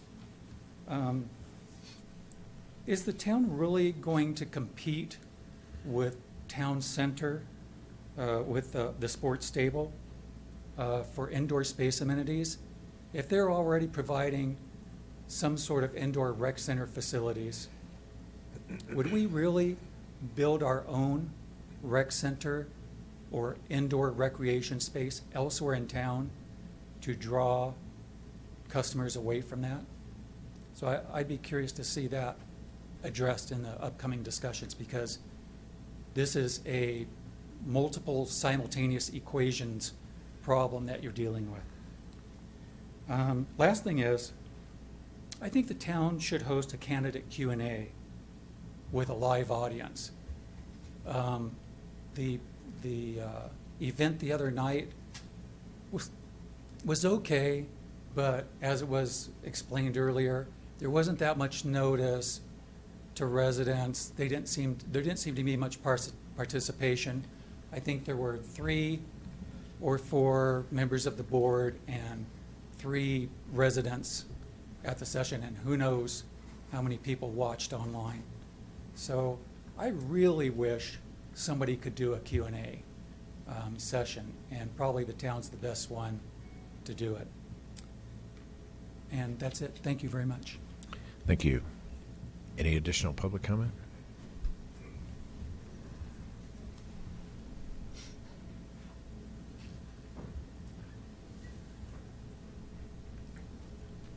I'm George Kuffner of 7520 West Coal Creek. About our new building that we would appreciate greatly. People don't realize what it costs people to come to town hall and then go somewhere and then have to come back, like the sheriff's department. And this guy's talking about competing with the sports table. I've never seen anybody swim on a soccer field.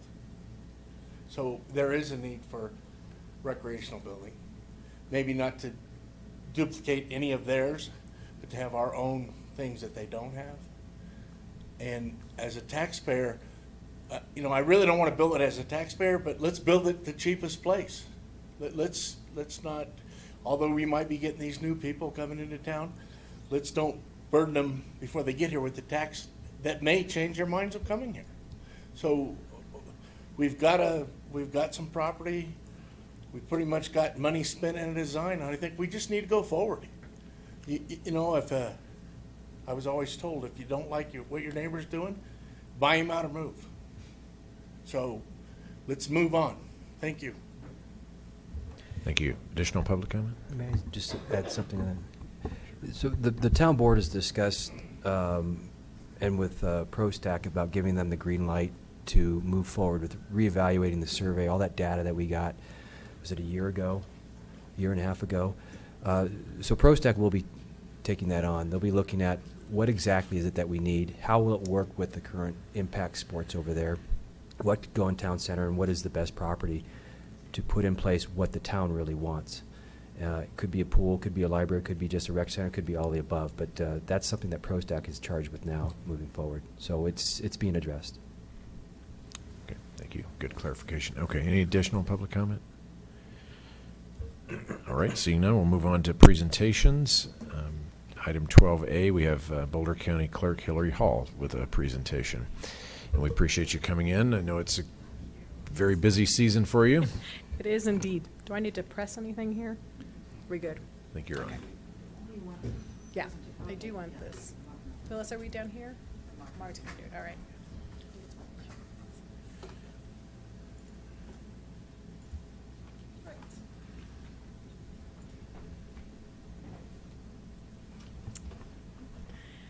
First, thanks again for having me. Appreciate it. Our goal is to get out in the community, and especially to the leaders and very involved citizens, and make sure everyone understands our election model that's coming up. We've had some changes since our last presidential election, and so I'll go through those and give you guys an update of where we're at and what we need from everyone to make this year as smooth as possible. First, a little discussion about what's changed. In 2013, we passed a new election model, and for most citizens, they probably didn't notice a change because we already had 85% of our voters voted by mail. But for those 15% and for people who are new to our community, it's really important to help them understand how we vote here in Colorado, and in particular in Boulder County.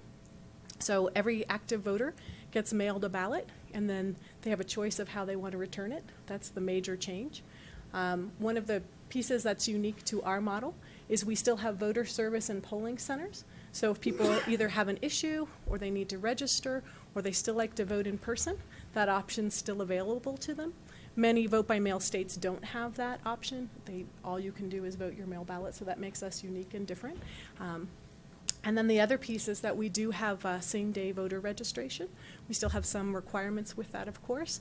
But our previous registration deadlines were created when we confirmed registration through the mail and with looking up, and didn't have the technology that we have now.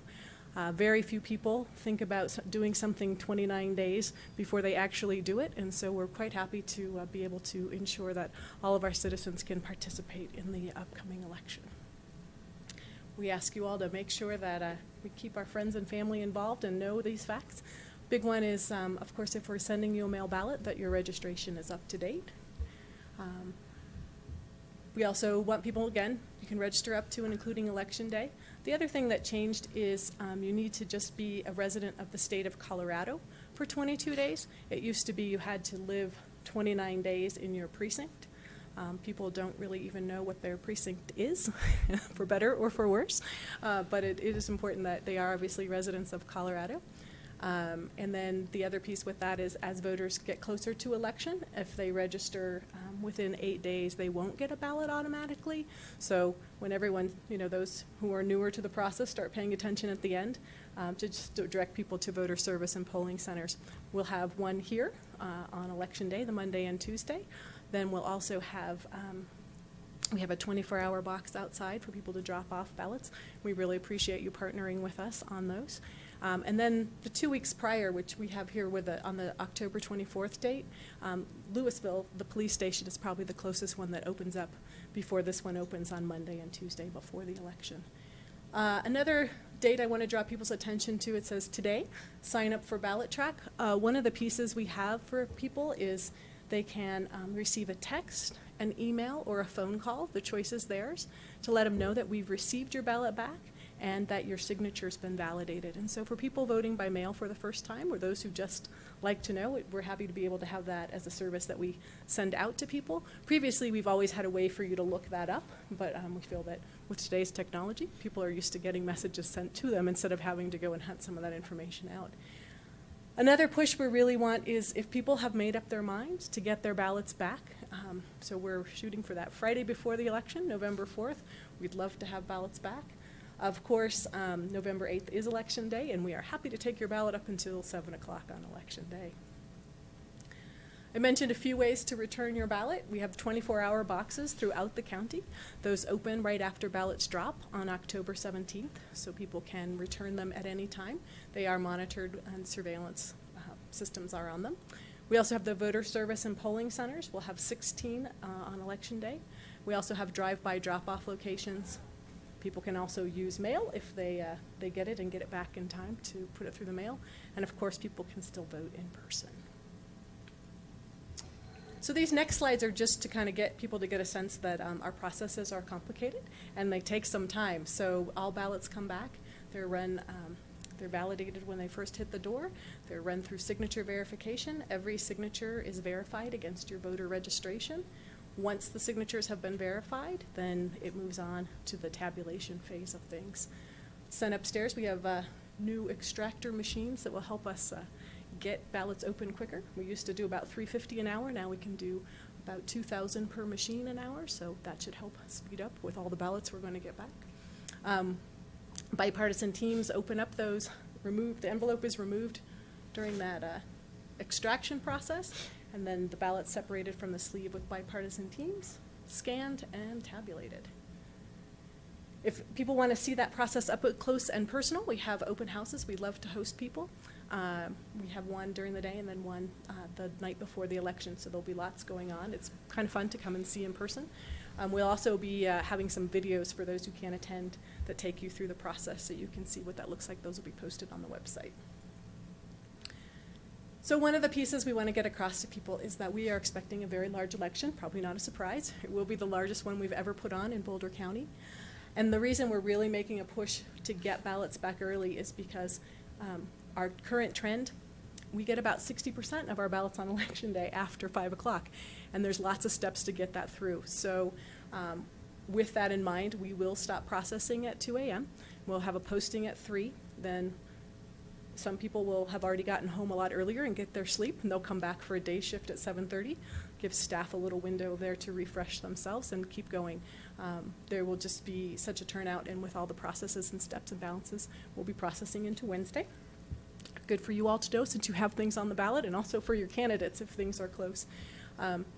And we also, ballots can be validated up until 8 days after the election if it's a UACAVA ballot. People also have the opportunity to correct a signature, or if they didn't sign it, or if they forgot ID. So we really don't have final results until after the 8 days. So we just like people to remember that when things are close. We will obviously get that information out and let people know what they can expect, but it's just, a lot of times people, especially if you're paying attention to the top of the ticket, you don't really notice the rest of it, and so we just want people to remember that that's not unusual.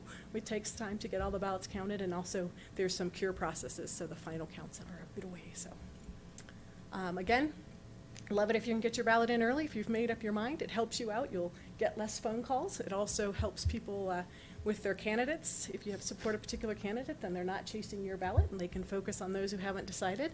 And of course, it helps us with our processing to try to get a little more load balancing throughout the election. So, ways that you all can help, again, check your registration, talk to your friends and neighbors, make sure they understand our process, that their registration's up to date, encourage them to vote early. You vote early. And then the last piece is we are still hiring election workers. We need over 450 people, anywhere from a couple days to a full 3 weeks. And, Boulder County, we especially need Republicans in the county. Our registration is slanted in a slightly different direction. And a lot of our processes are done in bipartisan teams, which we really feel is super important, and we just need to have the people in order to do that. So really appreciate you all giving me a few minutes on your agenda. And if you have any questions, I'm happy to answer them. Yeah. I have two questions. For voter registration, you indicated ID is required. What is the appropriate ID? So we have a list of about 8 different categories of ID, but the most common ones, it is a driver's license, a Colorado ID, a passport works, student ID will work, and then there's also a whole list of government documents. So if your car registration would be an example of that, Medicaid card, so there's quite a few range of IDs. I actually feel it strikes a nice balance between no ID and very restrictive ID. And my second question, and you might not know the answer, but if one were to choose the mail-in ballot choice, to mail it in rather than drop it off, and since this is a long ballot, the question always comes up, how much postage is necessary? Would you know the answer? I do know the answer, and it's actually in your voter instruction sheets. It will be 68 cents. Our ballot is an 11 by 17, 2 sheets printed on 3 pages, so it's quite large. We expect our drop-off boxes to be quite popular with that amount of postage being required, but again, it's the voter's choice. Thank you. You bet. Yeah. Question for you and town staff. Is it possible to have this sent to town staff and post this on our website? Sure, you guys have it already. Yeah, that's great. Yep. Thanks. It's wonderful. Question. What happens with insufficient postage? Okay, nobody tell anyone, but we take the ballot anyway. Oh. Thank you. Solves that problem. It is. So.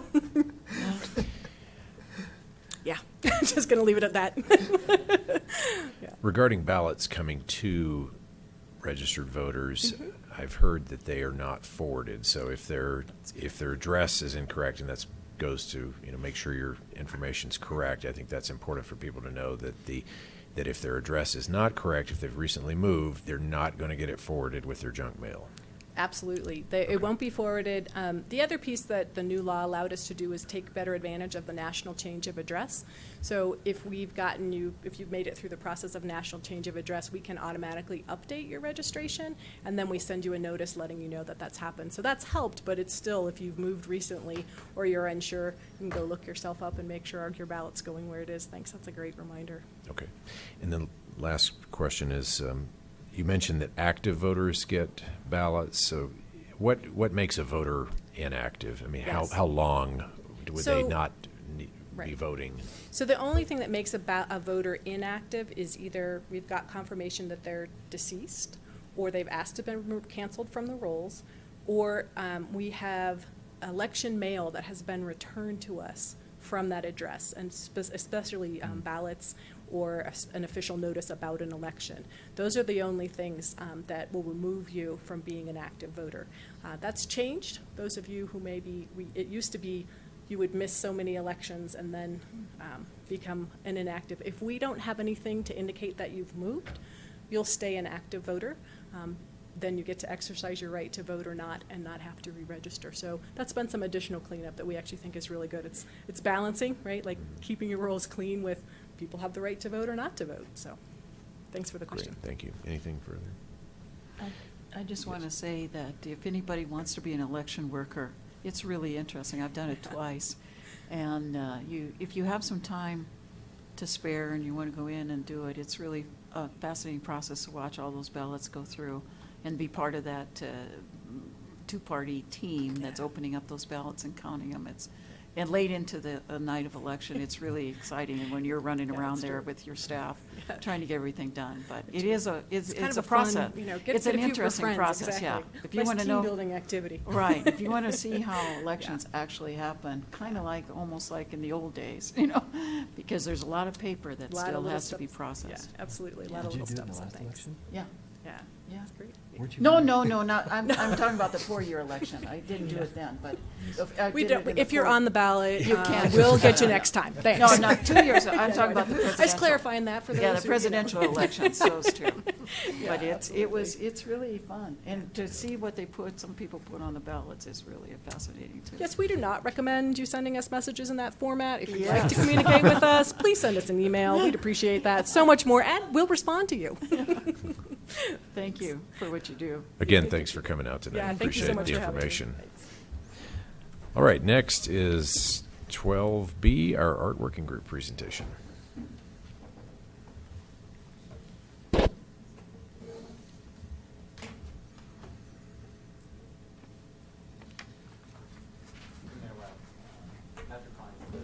Finds the presentation, I'll just make a quick introduction here. The board tasked and created the art working group about a year ago to participate initially in the RTD's efforts to identify art installations along the transit stops along the Highway 36 corridor and to look for opportunities for public art around the community.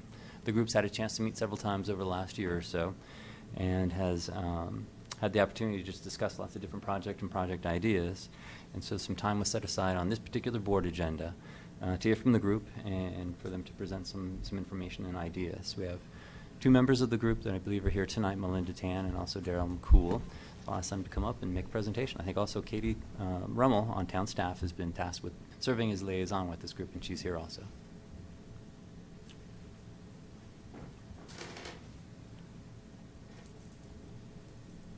So I think the presentation can be pretty short and sweet. What we're really hoping to do is get some board direction and some solidification on the group itself. Initially, we were the Public Arts Working Group, and we'd like to sort of expand the vision and include the cultural arts component so that we could have members on the committee that are writers and people that are interested in art but aren't necessarily artists per se. The idea is that we would then be able to do a bunch of programming and events and tie in with the community as well. So,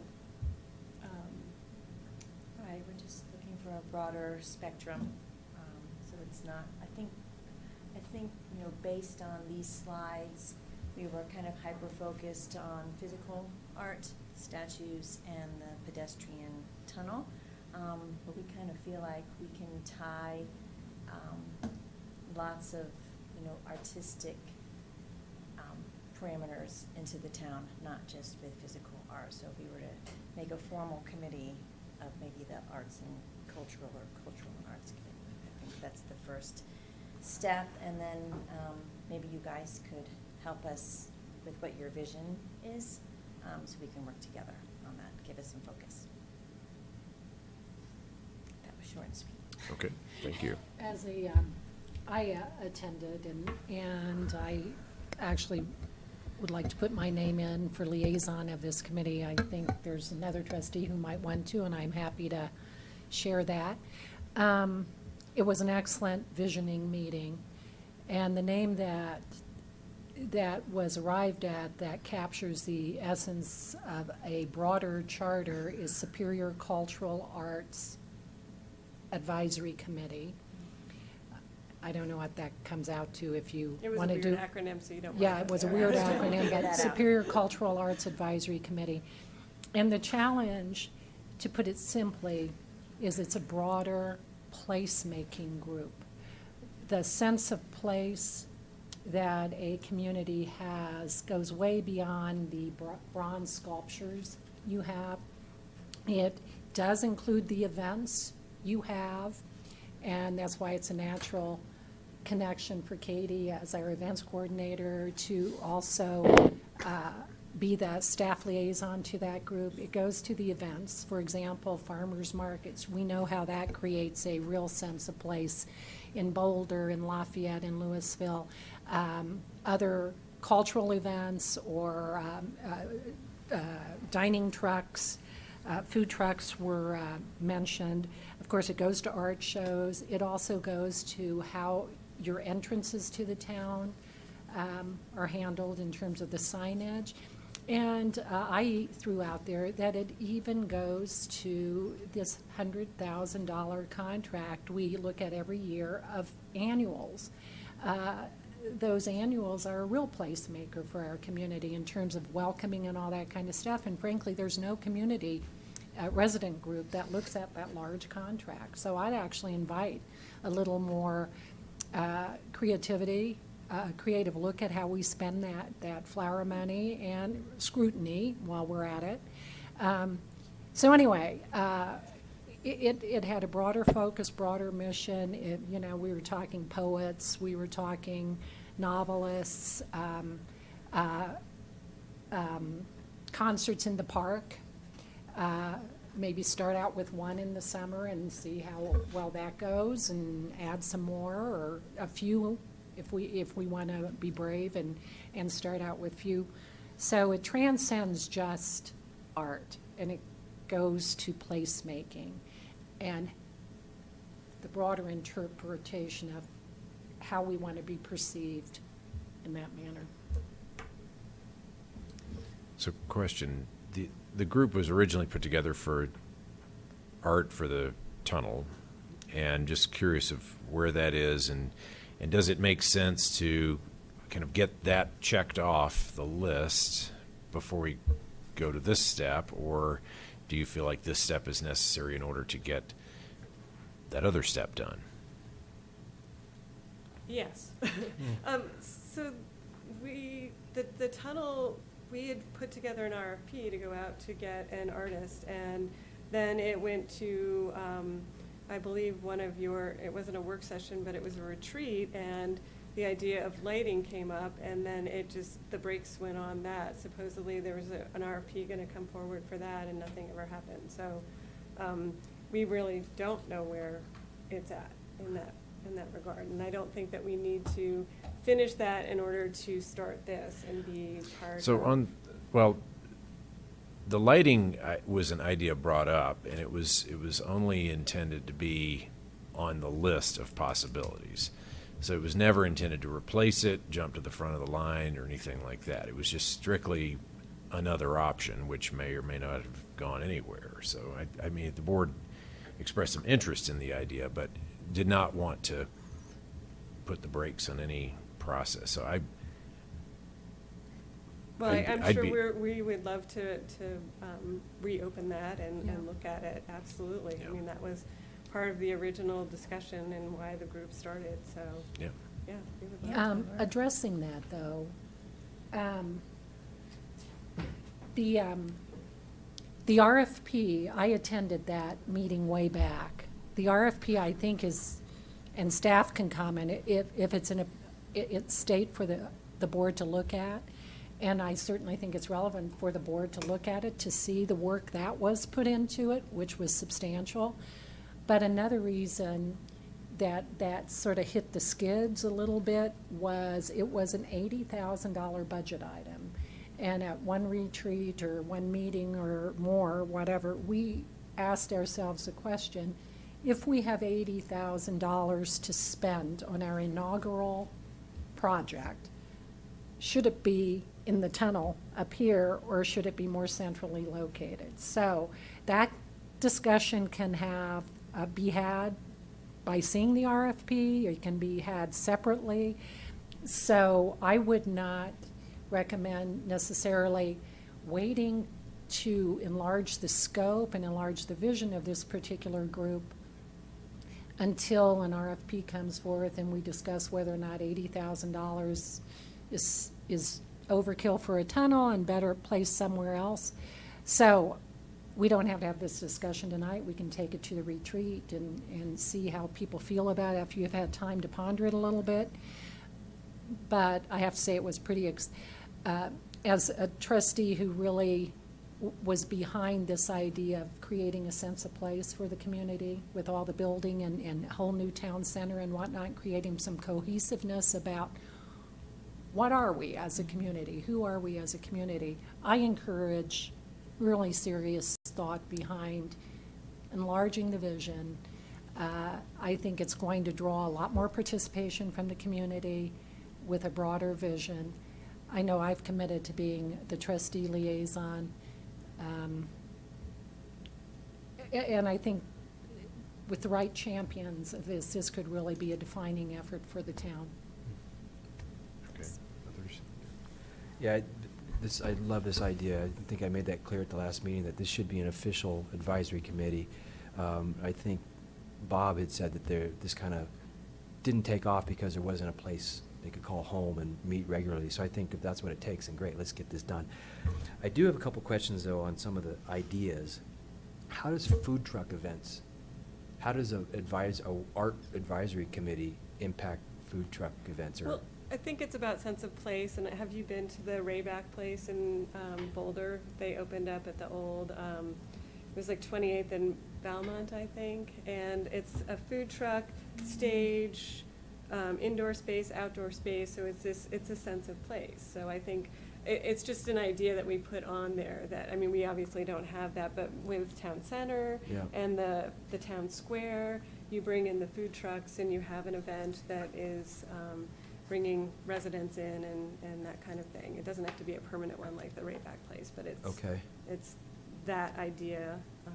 Okay. That would speak more to the cultural aspect, like in Louisville, where they have, so music would be part of the cultural and arts. And so you could have the food trucks at music and outdoor in the park music. And we could have local bands, come to encourage participation from the town. Okay. And finger painting, I mean, I don't know, it's something, for the kids that would be kind of artsy, so. Right, It'd be really, really great. And then the other thing was the annual flowers contract. I get the art component of that, but if we're going to give that kind of project to a committee, I think that we would include some of the other committees as well, like ProStack, Parks, Recreation, Open Space, Advisory Committee. I think that they should maybe opine on those kind of things too if we're going to open it up. And the same way with the food trucks and the farmers market type things.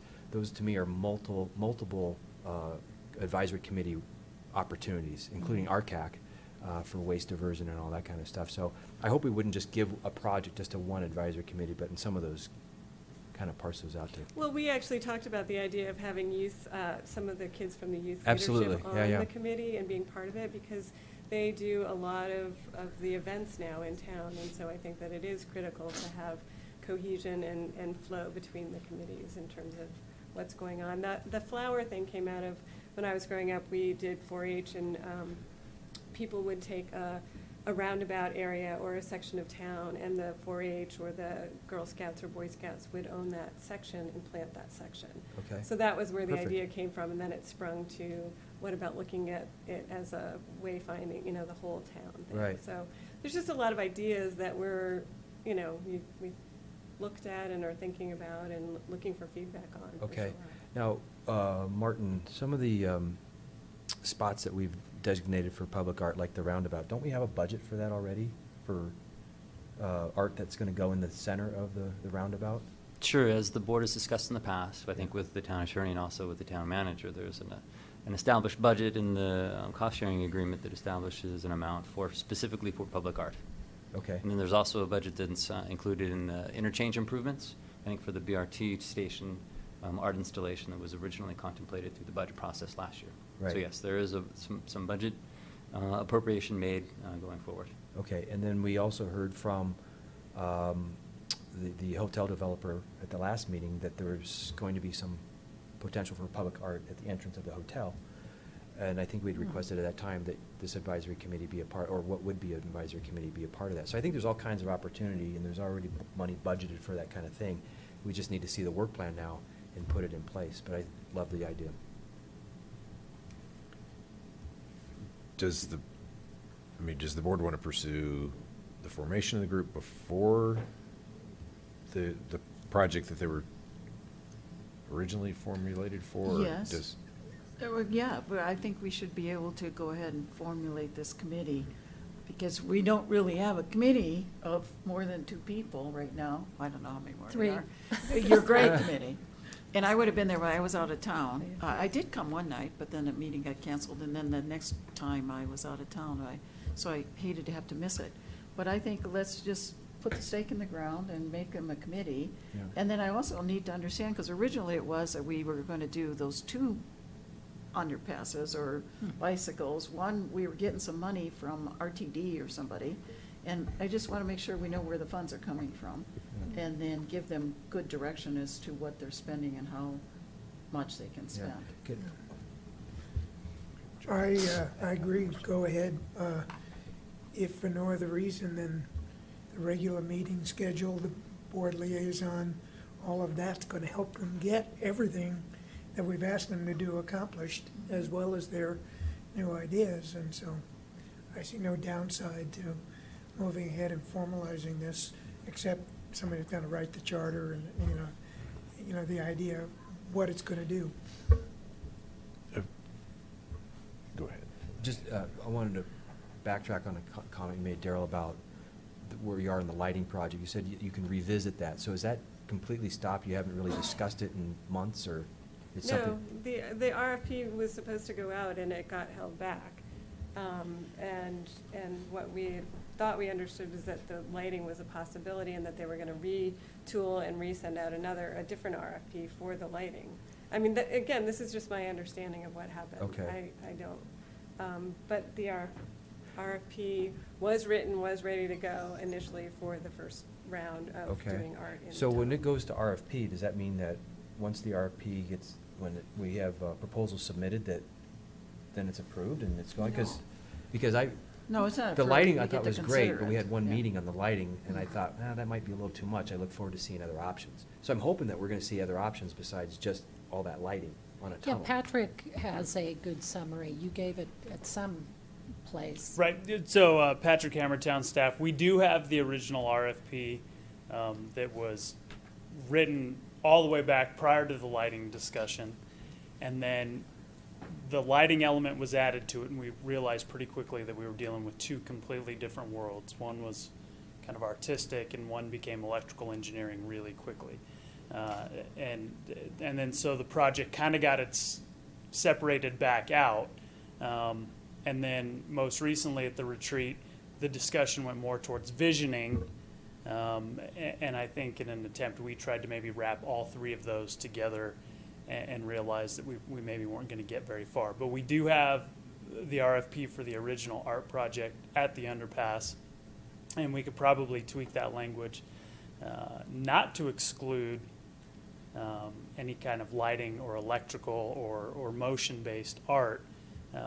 It was just a matter of us trying to submit an RFP that would get us the best results and the most focused results. So, but in a sense, a little bit more clear direction on exactly what we wanted to accomplish under there, I think is what we were hoping to determine. But the documentation's there and can be turned around and submitted. And that was going to come to the board. Correct. The board was going to fully vet it and see if you wanted to go forward with that RFP as conceived, right? And if the board wanted to make modifications to it, then we have full rights to do that. Yep. So we're going way beyond what we were supposed to be focusing on here, but the question was asked, do we want to do this before we do the group or the other way around?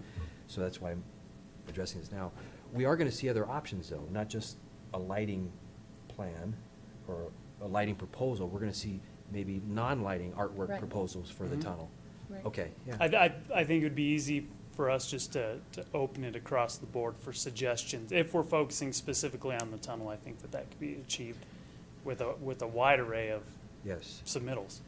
So what is needed to get that going? Because I'd like to see that going. We have the RFP. It would be us updating, reviewing it back with town manager, assistant town manager, putting it in the town's format, and scheduling it to come before the board. And then we have a process of posting RFPs to actually get the information back from the artists, and doing a review process then, and then even further a contract process, which would come before the board even further again when we're ready to approve a contract for work. Yeah. So I see no reason to delay that any further. No. I heard, though, that people were on board for actually establishing a group. Oh, absolutely. Can we authorize the next process of writing the charter and? Yeah, so we're giving the head nod to go ahead and move forward with the RFP for that project, right? Is that what it? That's. Have And it then- submitted to the And then board. what we're really discussing tonight is, do we want to move forward with this advisory committee and write up a charter and then vote on that potentially at the next meeting, right? I'd like to hear from staff in terms of staffing. I mean, it sounds good in concept, but we are talking about more staff time for something that they're not doing now. And I'd like to hear from them. I mean, can this be accomplished? What are the costs? And so on. Sure. So I guess for next steps, what I heard was, proceed with the RFP as the board has discussed, and then to think about working with the town attorney to bring a resolution for the board to consider at an upcoming meeting to impanel or to establish a committee, and then potentially consider appointments for that. And then third, actually translating, the committee and the liaison role on behalf of staff. It's a work plan item. It's something that the town manager and the department heads will have to work together to figure out. But as you all know, staff resources are a zero-sum game, and we'll have to figure out how to incorporate that additional time and resources to dedicate to this group and this work going forward. Okay. I guess before we, really give head nods here, I'd like to see that. I'd like to see a The little bit head more. nod is to proceed to that step. Okay.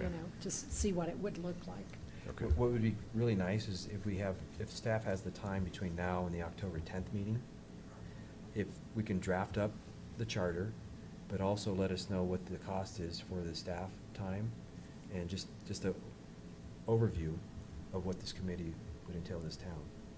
And then we can vote on it and establish it at the same time if we want to, or not. We'd have to do some recruitment between you. Yeah. Let's see if we have a committee before we worry about the recruitment.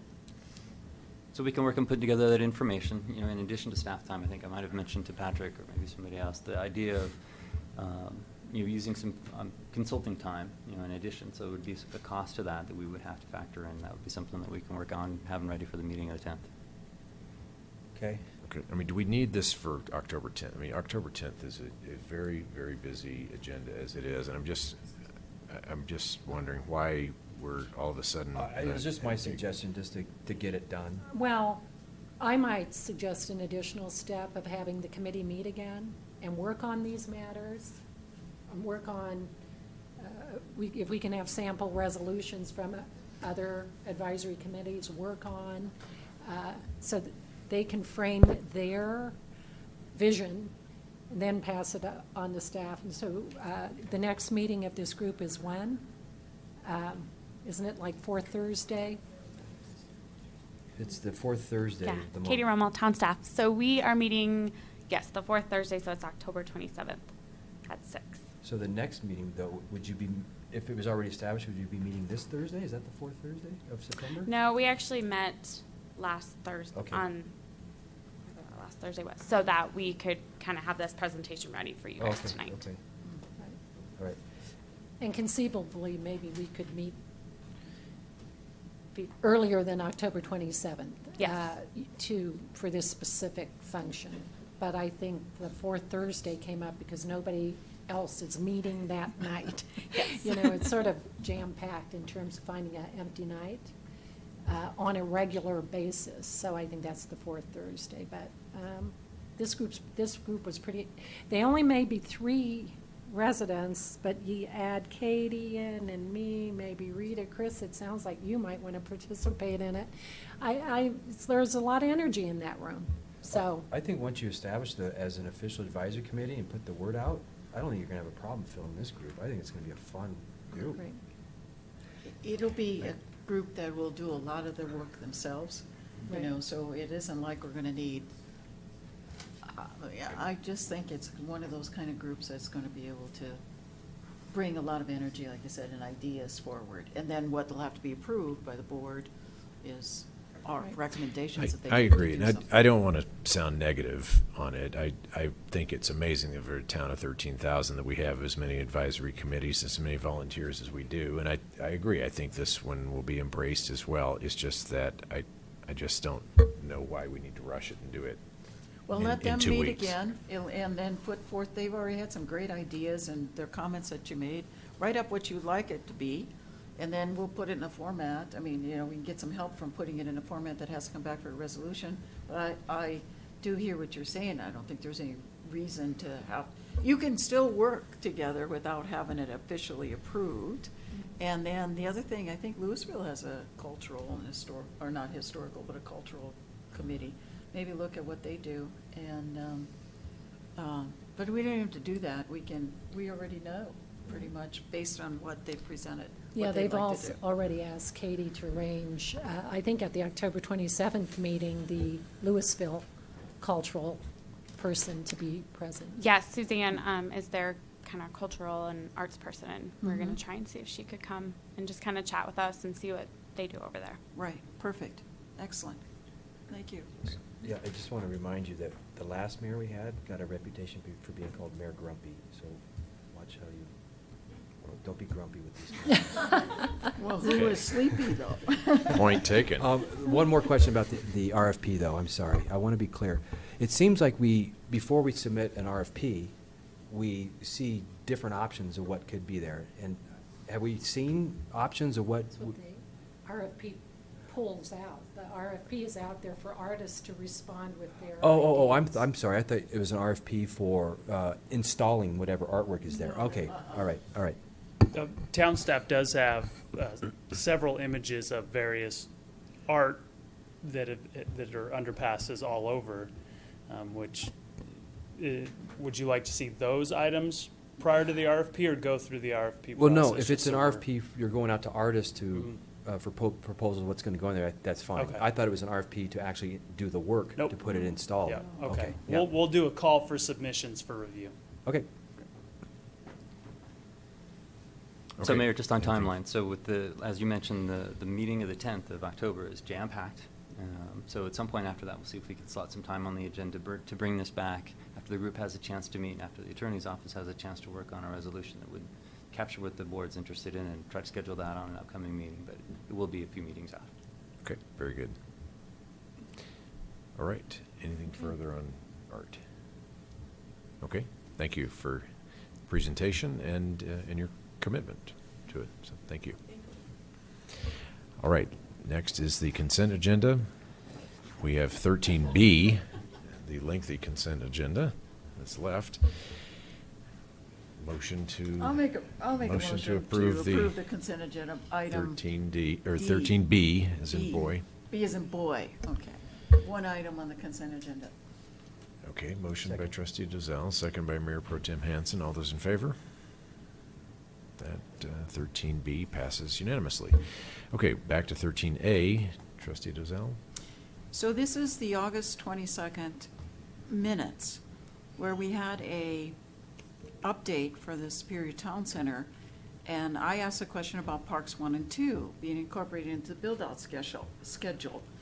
And the comment that was made by Bill Jenks was that the cost-sharing agreement has a provision that the $10 million for civic space, which includes some park money, will not be triggered until $50 million of bond revenues are raised by the metro districts in the Superior Town Center.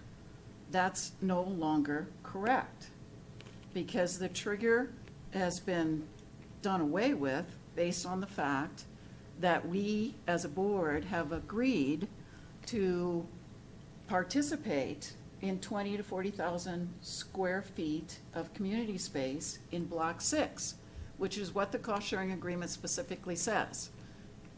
If we do not agree to build in the community space on Block 6, then this trigger, it applies. But we've already agreed. We sent that letter by September, 14th or whatever, last year. So this trigger no longer exists. And that's what I disagreed with Mr. Jenks on, is that this trigger of the $50 million of bonds has no impact on the building of Parks 1 and 2. And I don't want to leave this in here to say that we cannot have a park built in the Superior Town Center until or if the Superior, RC Superior, the Metro Districts, so Superior Town Center Metro Districts, actually issue $50 million of bonds. And go back to the I got chapter and verse of it, and it's even, Kendra, on your list of items, it very specifically says that the cost-sharing agreement supersedes a financing agreement, and this trigger is no longer in effect because we have committed to building 20,000 square feet or more of community space. We didn't commit to that in the town center, 20,000? We sent the letter, and that was a letter that was required by the cost-sharing agreement, that that was what would, if we wouldn't have sent that letter, we would have had this trigger in place. But since we sent the letter, the trigger no longer. We sent the letter, but the 20,000 We didn't commit to was 20,000. We not didn't commit to in it. anything. It could be as little as 100 square feet. Okay, well, We did send the letter, but we we did have send the letter, so the trigger is no longer in effect. Well, So- there's a dispute about the trigger, so. So just a procedural question. I mean, minutes are to reflect what was said, not But what I said after that was that I disagreed with him and we should look into it further. That's not what's reflected in these minutes. There was no reflection that the board or someone from the board, you can put me in there if you want to, Trustee Dozell asked specifically that the town manager and the town attorney review this because I disagreed with the way it was stated. That's what I want the minutes to reflect. That would be an appropriate correction. And is Don't- that, Don't revise what he said, but. Right. that's my That's- point, is Well, I didn't let's- ask to revise what he said. I wanted to have in there And I that think the that's- discussion I think that's fine. included that we, or I, if you don't want to agree, I disagreed and asked that it be resolved. And so that's what I'm asking is that, That's up to the board to make that amendment, but it's within the I- board's purview to make that amendment. I to think the if you want to minutes. make that amendment that you disagreed and you had that statement, I don't have a problem with that. That's perfect. I think we should. I think that accurately It should be reflects what reflected, happened. yeah. Right. Okay. But I do have a question about that. I mean, is Trustee Dozell correct in that? I think that's going to require a little bit longer discussion, but I'm drafting a memo on this Good. for you, so. But And it's so- not appropriate for me to address it tonight. no, I agree with that. I'm just saying that I want the minutes to reflect that I disagree, Trustee Dozell, if you don't want to say the board, with the discussion included, that I asked the question to have it resolved and looked into and reviewed. And I believe it's supposed to be on our retreat agenda on October 10th. And it's also, when I look back and review the historical documents, it's already reflected on your document that you sent to us back sometime in 2015, last fall. So, okay, and that's what I want to talk about again at the retreat. I fully support having the dispute memorialized, because if you read the Planning Commission minutes on Parks 1 and 2 that I complimented Phyllis on page 10, Bill Jenks is in there saying the exact same thing and the same $50,000 trigger. This is rapidly becoming a standard talking point. A state of So fact, fait accompli, it even though becomes it a isn't. fact very quickly, and so we need to know what is correct. So your memo will be greatly appreciated. Okay. So Thank do we you. bring that back for a future consent agenda? Okay. It All seems right. like the next three, C, D, and E could be answered together as one Yeah. reply. Trustee Pennington, you pulled those. You want to? Right, I think we've got to just discuss this in public. We spend a great deal of time discussing the parking arrangement, and what happened to Lot 2, et cetera, so I'd actually like it to be on camera, what's happening with this agreement, and also I want to know, do we know anything about how this change in ownership in Superior Plaza might affect current tenants, including Superior Liquor? So I would like staff to comment on this. What do we know? I'll get started. So what staff does know that the property is in the process of changing hands. My understanding is that there isn't going to be any change in the tenant mix. That the company that owns it, that's responsible for the property, is not planning to make any changes. and the work that the town has been involved with as the larger governmental entity about work in the area, access to the trail behind it, trying to work with the owner on what's going to happen in Superior Plaza Way. All of the variables that we work with on an operational level, on an operational basis, there's no change in status. And then Town Attorney Carberry has been working with their staff, or with their legal staff, to address some of the nuances of the agreements that they are inheriting by virtue of receiving the property. That's true. And one of the things that was discovered in the title work was this old subdivision improvement agreement that's clearly already been complied with, and they want to clean the title by basically doing this termination so that it's clear in the chain of title that the old subdivision improvement agreement is no longer valid, is no longer effective. So all those obligations have been performed. So that's the termination one. The assignment is the assignment of the easement and maintenance agreement that you all just reviewed a couple months ago, and that's based simply upon the new ownership of the property, but everything else in that agreement remains the same. And that was my question. I understand the SIA being terminated because it's done. But the easement and maintenance agreement, so I would like to know where this Edward Hyman LLC are located. You know, there's no address, there's no contact name. At least we knew before who was the person responsible. In the resolution and or in anything that we have, there's no reference to their address, the name of the principal that's responsible for it.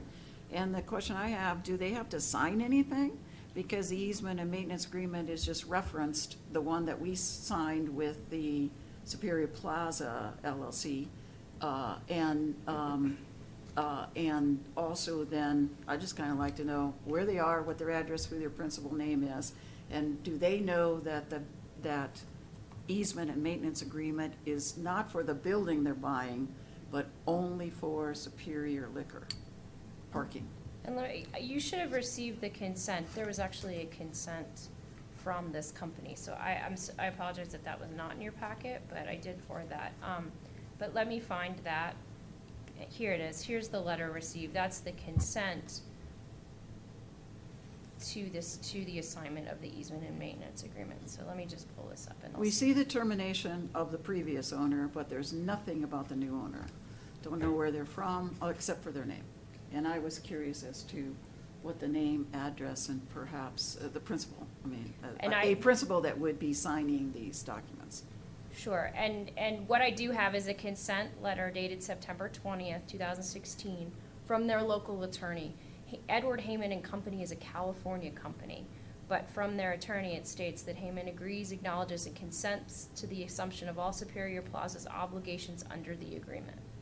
So that's what I do have the consent document, and that was supposed to be forwarded to you. I apologize. So No, that's I okay. made sure that we had that first. It would be more complete if we had some understanding of where they are and who the principal is. And are we, it may not be our duty, but do we believe they understand that this is Superior Liquor parking only in Lot 2 and not building-wide parking?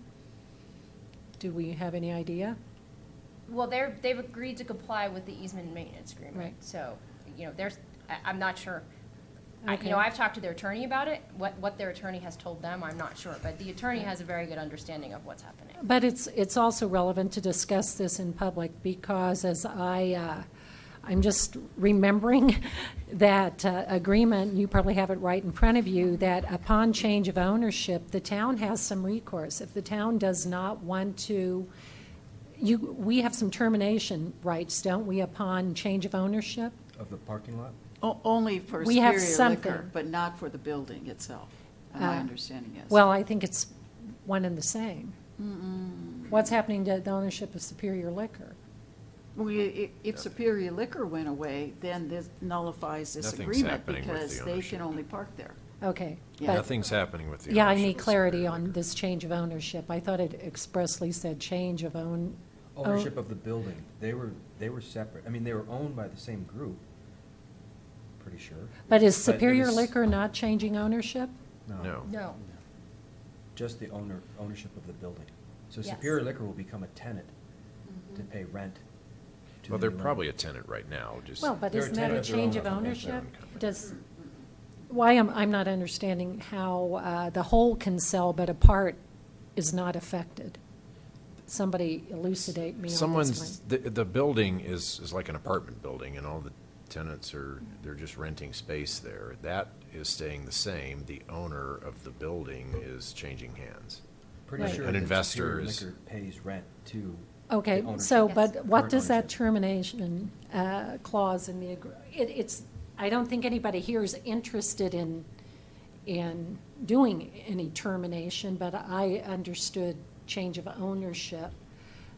So I'm confused here. That's if Okay. the ownership of Superior Liquor changes, which affects the parking arrangement, but nothing there's changing. Okay. Nothing in this transaction is I wouldn't changing. even go that far. I would think that as long as Superior Liquor Mart is there, regardless of who owns Superior Liquor Mart, Correct. that agreement's gonna stay in place. So if there's another, like a Wendy's or some other type of business Kendra, went do into you have that spot- agreement? I do. Can you just And read that clause? There's two different sections. One is the Okay. general assignment section stating that we need to approve any assignment, which is what we're doing. But the one I think you're referring to, Trustee Pennington, is the limitation on the use. What it says is Superior Plaza acknowledges and agrees that its use of the easement property for parking shall be limited to parking for employees and customers of Superior Liquor. Right. And with the prior written consent of the town, any successor in interest or assignee of substantially all of the assets of Superior Plaza. That's what you're referring to. Superior Plaza. So what does that mean? What's happening right now is, yes, as we just said, the ownership of the property is changing, but it's still going to be, it's my understanding, it is still going to be used for parking for employees and customers of Superior Liquor. That's Right. not changing.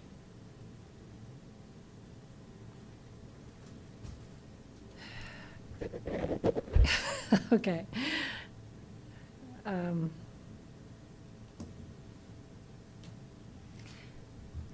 I just want to say that at the time this was discussed, that last Superior Plaza, there was discussion around that said Superior Liquor and change in ownership of Superior Liquor. And when Superior Plaza appeared in about the third draft of that document, I expressed a lot of concern about it saying Superior Plaza there, when I believe the intent was for it to say Superior Liquor. So I'm sure this is why this is more ingrained in my brain, because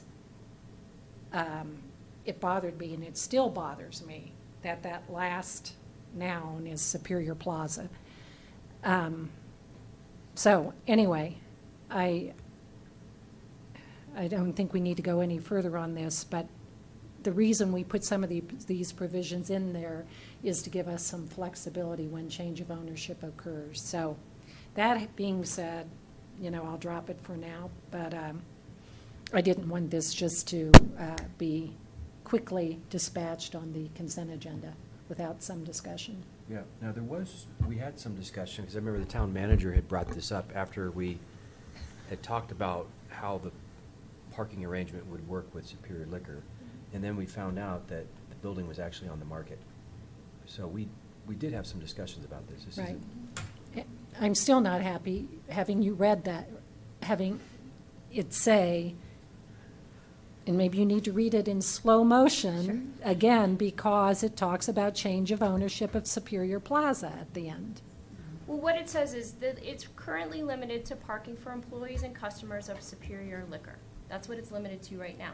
With your consent, that can be changed. But the only thing it can be changed to is a successor in interest of all of the assets of Superior Plaza. But that would still have to come back to you for your consent. You're not giving that consent right now. That's not been requested. Is that a little clearer? Nothing is changing as it relates to the parking use by Superior Liquor through this assignment. We're not consenting through the assignment to any change of the parking for Superior. All we're Liquor. saying is that we recognize the change of ownership of the structure. Yes. That's it. Yes. Yeah. So I hear what you're saying, Trustee Pennington, and that would need a separate consent from you, the town board, to transfer any of that parking, the limited parking from Superior Liquor to anyone else, and that anyone else could only be the owner of Superior Plaza, of substantially all the assets of Superior Plaza. So, and that's when we had the discussion, I believe, is that if Superior Liquor would leave, Right. then we would have to give the consent to someone else using that parking space, and we don't have to. There's no further language that says, and shall not be unreasonably withheld. Right. So we would be able to basically say no if that hypothesis came forth in the future. Or we could say, okay, depending on what went in there, we'd like it. We also specifically retain the right to approve of any rules and regulations for parking. So that's the next sentence. I didn't go that far, but the next sentence, or the one after that, talks about any rules or regulations about parking have to come to the town for approval. Okay. Okay.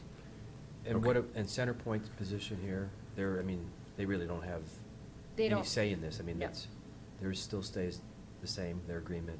Exactly. Yeah. Because the assignment language just requires the town's approval. Yeah. Okay, someone like to make a motion on these items? Do we need a motion on each one of them? Oh, way Yes. to go, Rita. I didn't pull this one. So you need to make a motion on the approval of the minutes too? Now, No, we already- 13C, No, D, we and have to E. bring that back, but Okay. we're only talking about C, we're only talking about the resolutions So we're here on resolution 13. R60. Yes. Do you want me to read that? Go ahead. Yeah, go Okay, ahead. Town Superior Resolution Number R60, Series 2016, a resolution of Board of Trustees of the Town of Superior approving the termination of subdivision improvement agreement for Parcel 2 of Superior Plaza subdivision. I move we approve. Second. Motion by trustee Pennington, second by Mayor Pro Tim Hansen. All those in favor? Passes unanimous. Okay, 13D. Somebody else want to read the next one? No, go ahead. SMD 1.1-7, Phyllis. Okay. Superior Metropolitan District Number 1, Resolution Number SMD Number 1-7, Series 2016, a resolution of the Board of Directors of Superior Metropolitan District Number 1 approving the termination of subdivision improvement agreement for Parcel 2 Superior Plaza subdivision. Again, I move we approve this. Motion by Director Pennington and second by Director Hansen. All those in favor? Passes unanimous. Thank you. And then third 13E. town, you want me to read this one too? Yes. Town of Superior Resolution Number R-61, Series 2016, resolution of the Board of Trustees of the Town of Superior approving the assignment of an easement and maintenance agreement for Parcel 2 Superior Plaza subdivision. I move we approve this. Motion by trustee Pennington, second by trustee Sorelli. All those in favor? Passes unanimous. Thank you. All right, next is item number 14, public hearing and adoption of an ordinance amending the Rock Creek planned development to rezone Lot 1, Block 1, Rock Creek Ranch, filing 17B from Regional Activity Center, RAC, to residential R2-A zoning. And public hearing is now open. Do we have proof of publication? Proof of publication is confirmed. Thank you. And we'll start with a staff presentation. So thank you, Mayor. The Resolute property on the far eastern edge of Superior on Colton Road was the subject of a recent development review process earlier this year for a final plat site plan to make some horizontal improvements. Following that effort, the property owner let staff know and ultimately applied to have one of the 3 lots rezoned from Regional Activity Center to a residential zone class. So that's the item that the board is before the board right now. There isn't a pending development application at this time. Town planner Stephen Williams has worked with the development review team to go through this application and has worked with the property owner to finalize their application for the board to consider tonight. And I'll ask Mr. Williams to make the staff presentation, and the applicant team is here. Chris Barnes and Gary Rohr are here to answer any questions the board might have. Good evening, Stephen Williams, town staff. As stated, agenda item 14 concerns a rezoning request for Lot 1, Block 1 of filing 17C within Rock Creek Ranch.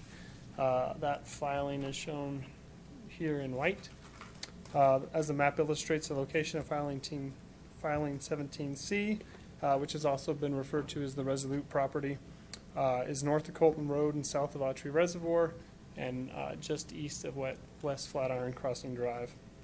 Although the Rock Creek PD allows for either RAC zoning or R2A zoning in this area, the most recent PUD amendment, amendment number 22, designated this area exclusively as RAC zoning, which is short for Regional Commercial and Employment Center. Representatives of Rock Creek Development are proposing to rezone a portion of this, Lot 1, to R2A, which is the medium-density multifamily zoning designation within the Rock Creek Ranch PD. In total, filing 17C encompasses 13.6 acres of undeveloped land. Only Lot 1, Block 1, shown in red, would be rezoned through this application, should it be approved. Lots 2 and 3, further to the east, would remain RAC zoning. This proposal is also limited to this rezoning request, as Martin mentioned. No further development is proposed, so subsequent final plat site plan reviews would be required to develop any of the 3 lots shown. Although the parcel is currently undeveloped, the zoning for the property has changed over time. The original PD zoning of RAC was designated in 1987. It was changed to a community activity center zoning designation in 1994, and then back to RAC zoning in 2009. The initial zoning change that occurred in 1994 was when Simpson Housing owned the property. They're the group that developed the Horizons apartment that lie to the north and to the west. When they owned this property, they requested the CAC zoning in order to ensure that development was more compatible with their residential multifamily housing. After Rock Creek Development acquired this property in 2008, they approved the rezoning back, or they proposed and were approved for the rezoning back to RAC to provide more commercial development opportunity and flexibility. The applicant, as we've stated, is now requesting to just rezone the northern and western portion of this site to the R2A zoning to allow for multifamily residential development. Representatives of Rock Creek Development made a concept plan to the board in October of 2015, kind of outlining their current plans for the property. And then they came back to the board earlier this year in June and proposed and received approvals for both the subdivision plat and a final plat site plan related to infrastructure. The subdivision plat created 3 lots, where formerly there were only 2 lots in this property. And then the final plat site plan was for the public infrastructure, really the grading, the overlot grading,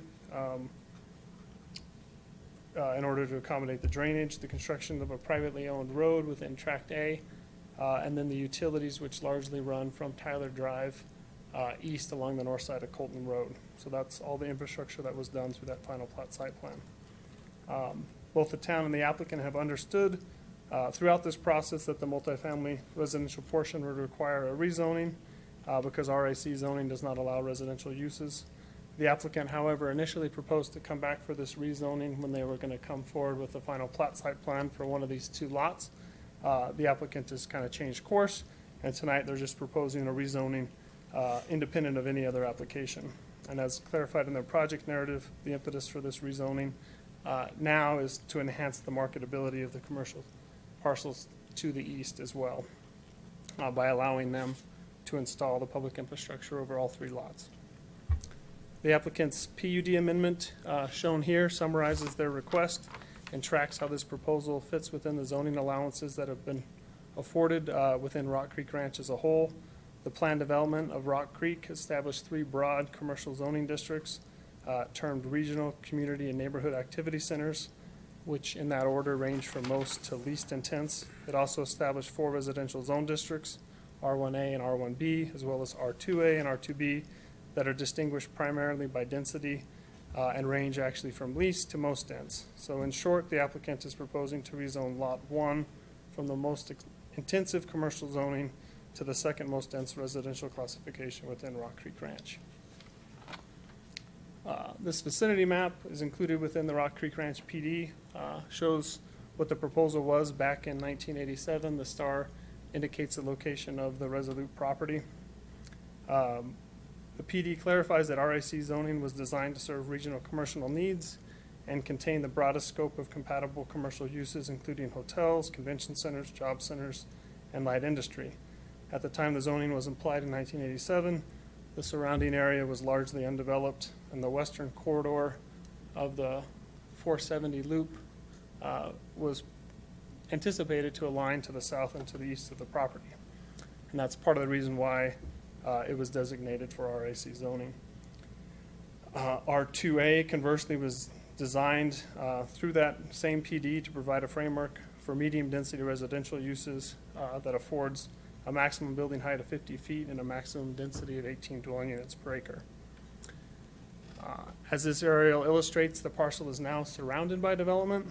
The area shaded in blue lies within Broomfield, includes the Flatiron Mall to the east, and is largely commercial in nature, while the area to the north and to the west is all in Superior and has developed exclusively with medium-density residential development, which is now known as Bell Flatirons.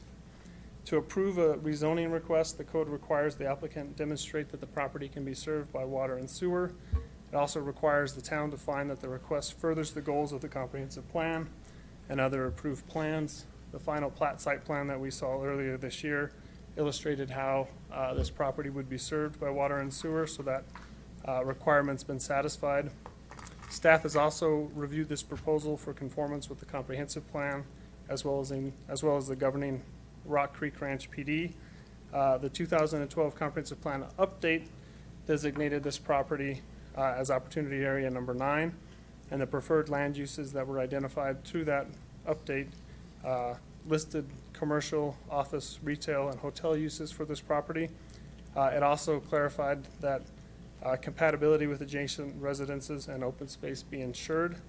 As we discussed previously, the PD allows for a number of residential and commercial uses within all of Rock Creek, and specifically allowed for both residential and commercial uses on this property. It designated this larger area for either R2A or RAC zoning. So town policies support either the residential or commercial use of the property. And as we've seen already, and this aerial illustrates, most of the area within the town of Superior immediately adjacent to this is already R2A zoning. So because this proposal falls within the existing development pattern of the town, retains the opportunity to have commercial development to the east, and proposes a complementary residential use to the north and to the west of development that lies to the north and to the west, staff is supportive of the request. Staff is also supportive of the applicant's request to reduce the open space designation typically assigned for R2A zoning from 45% down to 40%. Staff has no concerns over this slight reduction, particularly given the applicant's clarification that the area is also going to be restricted to 14 dwelling units an acre relative to the 18 that they could be afforded through R2A zoning.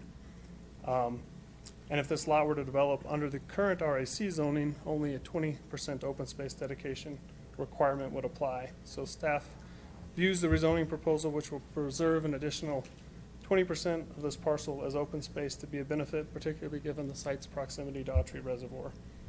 Through the course of this review, staff's worked with the applicant to clarify that a 20-foot setback also applies from the open space along to the north where Autry Reservoir is, and we required that setback also be included on this sheet.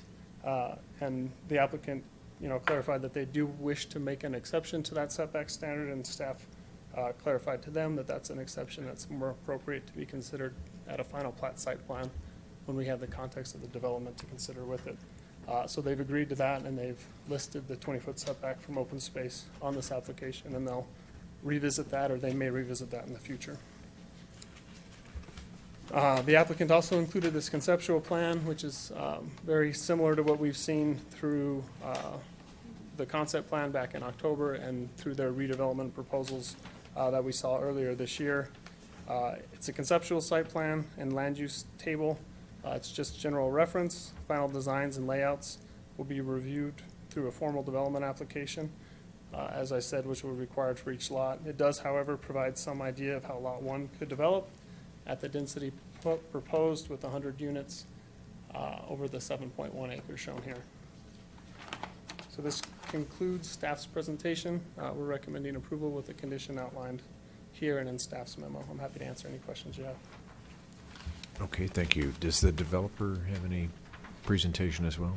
They do. Why don't we go ahead with that?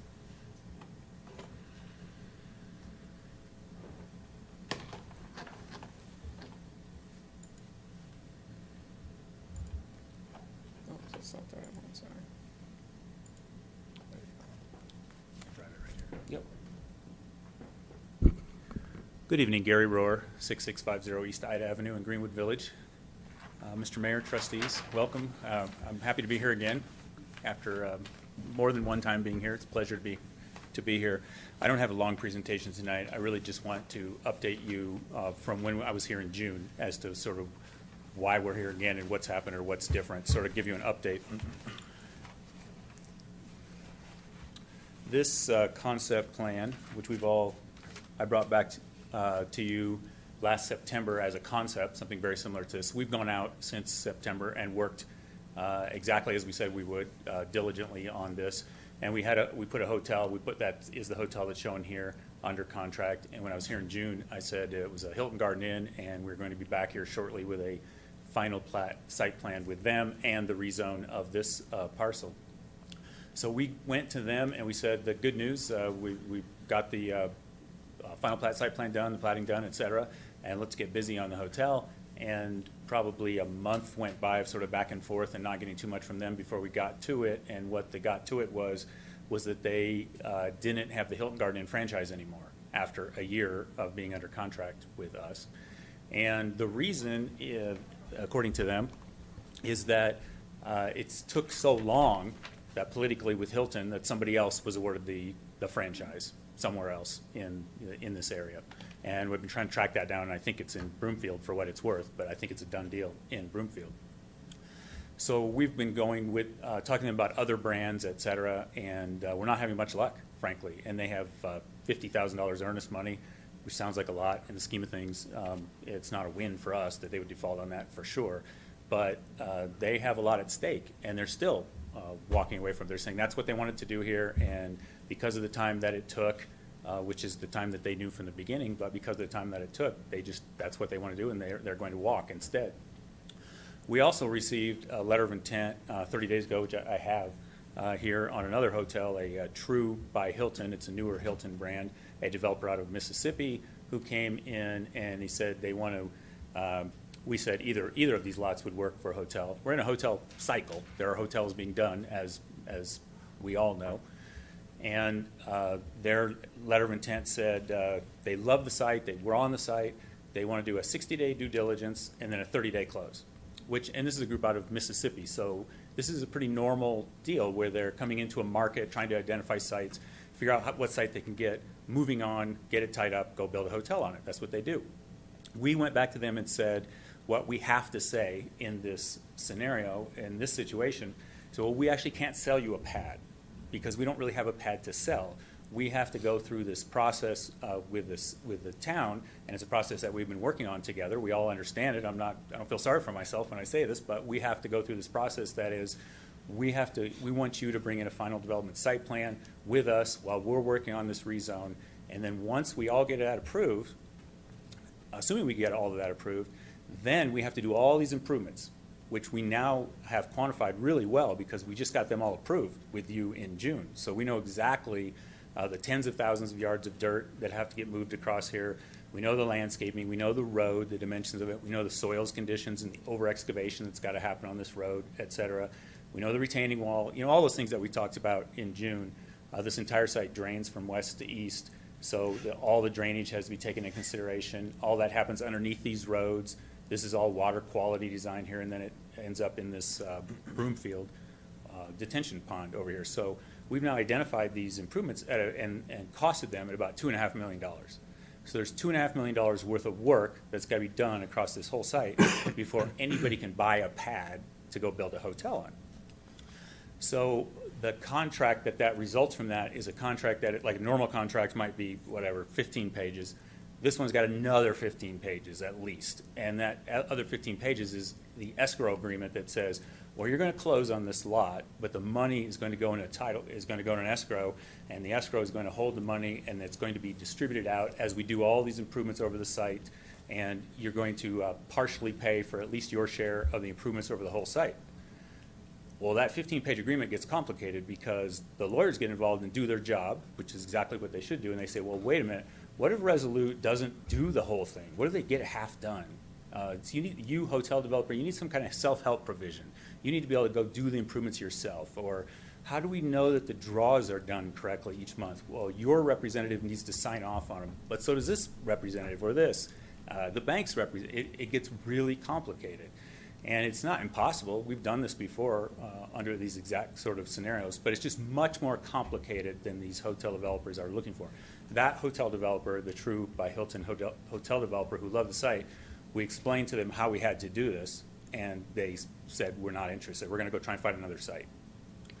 So all that's happened in the last 60 days. We came up here and talked with Matt and Martin and said, this is sort of an Einstein insanity thing where I don't want to keep doing the same thing over and over and expecting different results. It's just not quite working. So what we're proposing tonight is the rezone of this piece to residential. And the reason we're at 14 DUs instead of 18, which is the R2A, is because if you take 7.1 acres times 14, it's 100 units. And one of our values at Resolute is integrity. And we've been showing this to you with about 100 units from the beginning. And we said, that's what we want to do on this site. So approve this, our request is to approve the rezone tonight, and we'll go put our money where our mouth is. We'll go spend the $2.5 million. We'll go put in these improvements here. We'll have this commercial pad completely ready to sell. We'll have this commercial pad completely ready to sell, and we'll be able to start work immediately on these townhomes.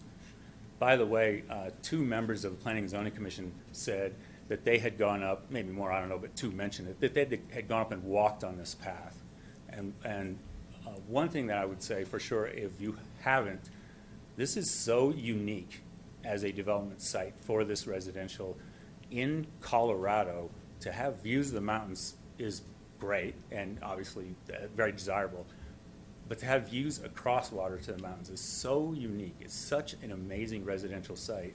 It begs for this kind of project to be done. So again, next slide, which I will do. Just reiterating what I've said, we've already done the conceptual site plan meeting with you. We've obtained the final site plan, the horizontal improvements, the platting is done. We're asking for the rezoning now.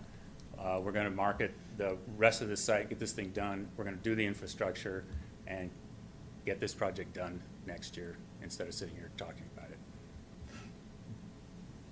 Thank you. Okay, thank you. Questions? Yeah. First immediate questions. So you're saying now that you have no potential hotel for either blocks 2 or 3? We've probably got 5 or 6 people that we're talking to, but I'm not under contract with anyone. Where the one has fallen out of contract. I mean, I guess technically it's still under contract, but we are trying to terminate it. The one that they're not performing. It's been our contract for a year, and then this other group is not respond. That actually gave us a letter of intent. It was very hot, but not when we explained to them how we had to go about selling them the parcel. Okay, so I really understand the need to put public infrastructure in there. I assume your electrical and water and all that kind of stuff. Mm-hmm. So you go through that process. You start building the townhomes. What happens if you can't attract a hotel group there? I mean, what would you do with that property? I mean, would it just be a vacant lot?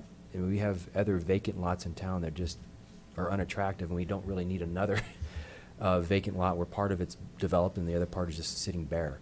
So what's the plan if you can't find somebody? Just try and sell it to somebody else? Well, at the end, right now, we all know what's out here, which is dirt and weeds and fallow. I mean, a vacant lot. These will be commercial pads, so they're going to be different than that. I mean, the landscaping is going to be done across the front, which is not there now. This road is going to be in. These medians are going to be in. This is all going to be graded. There's a retaining wall put in here as part of these public improvements. And I'm assuming there's some oversod requirements on these, some weed control for sure. that is not there now. So it will look much more finished than it is now. And it will also allow for it to be sold much easier, obviously because of the timing, which I just described, but because of the looks of it. It just looks completely different. It looks like a pad that you can imagine your use on as a buyer. Yeah. Well, it's disappointing to hear. I was kind of excited about, and I was never too. concerned about having 5 hotels in town, because I think 2 hotels on that part of town serve a totally different clientele than that will go out here. So I didn't think that there was ever an issue. It's just I'd like to see those get occupied by somewhere. So hopefully you'll get something soon. And how many acres is Block 2 and 3? 2.5 each, 2.3 and 2.4, approximately 2.5. I think we'll get them done for sure, and I think we'll get them done in this cycle if we do it this way. If we keep waiting for this chicken and egg thing, if we keep waiting, we're going to miss this cycle. Okay. I'm convinced. And then I forget what you said about the price points of the homes that will look out over the water and to the mountains. Because of the fact that because of the views, I'm guessing they're going to be $400,000-$500,000. They're relatively higher end for townhomes. Yeah, it certainly demands it. This kind of size. I agree. We've been through that with some of the other properties in town, that there was an estimate of $350,000-$400,000, but then all of a sudden they're at $500,000-$600,000. I agree with you. I've been out to that site and to run out there, and it is phenomenal. It really is a nice looking site. So you potentially could go higher than that just because of demand. Okay. Estimated time to break ground on if second quarter. I mean, we have the construction drawings into the city right now, or the town right now. The construction drawings for the improvements that I'm describing are they're all approved. The platting's approved. The final site plan is approved. The construction drawings are into the town. So I mean, winter conditions are the only thing that would stop us right now. So first or second quarter of next year. Okay.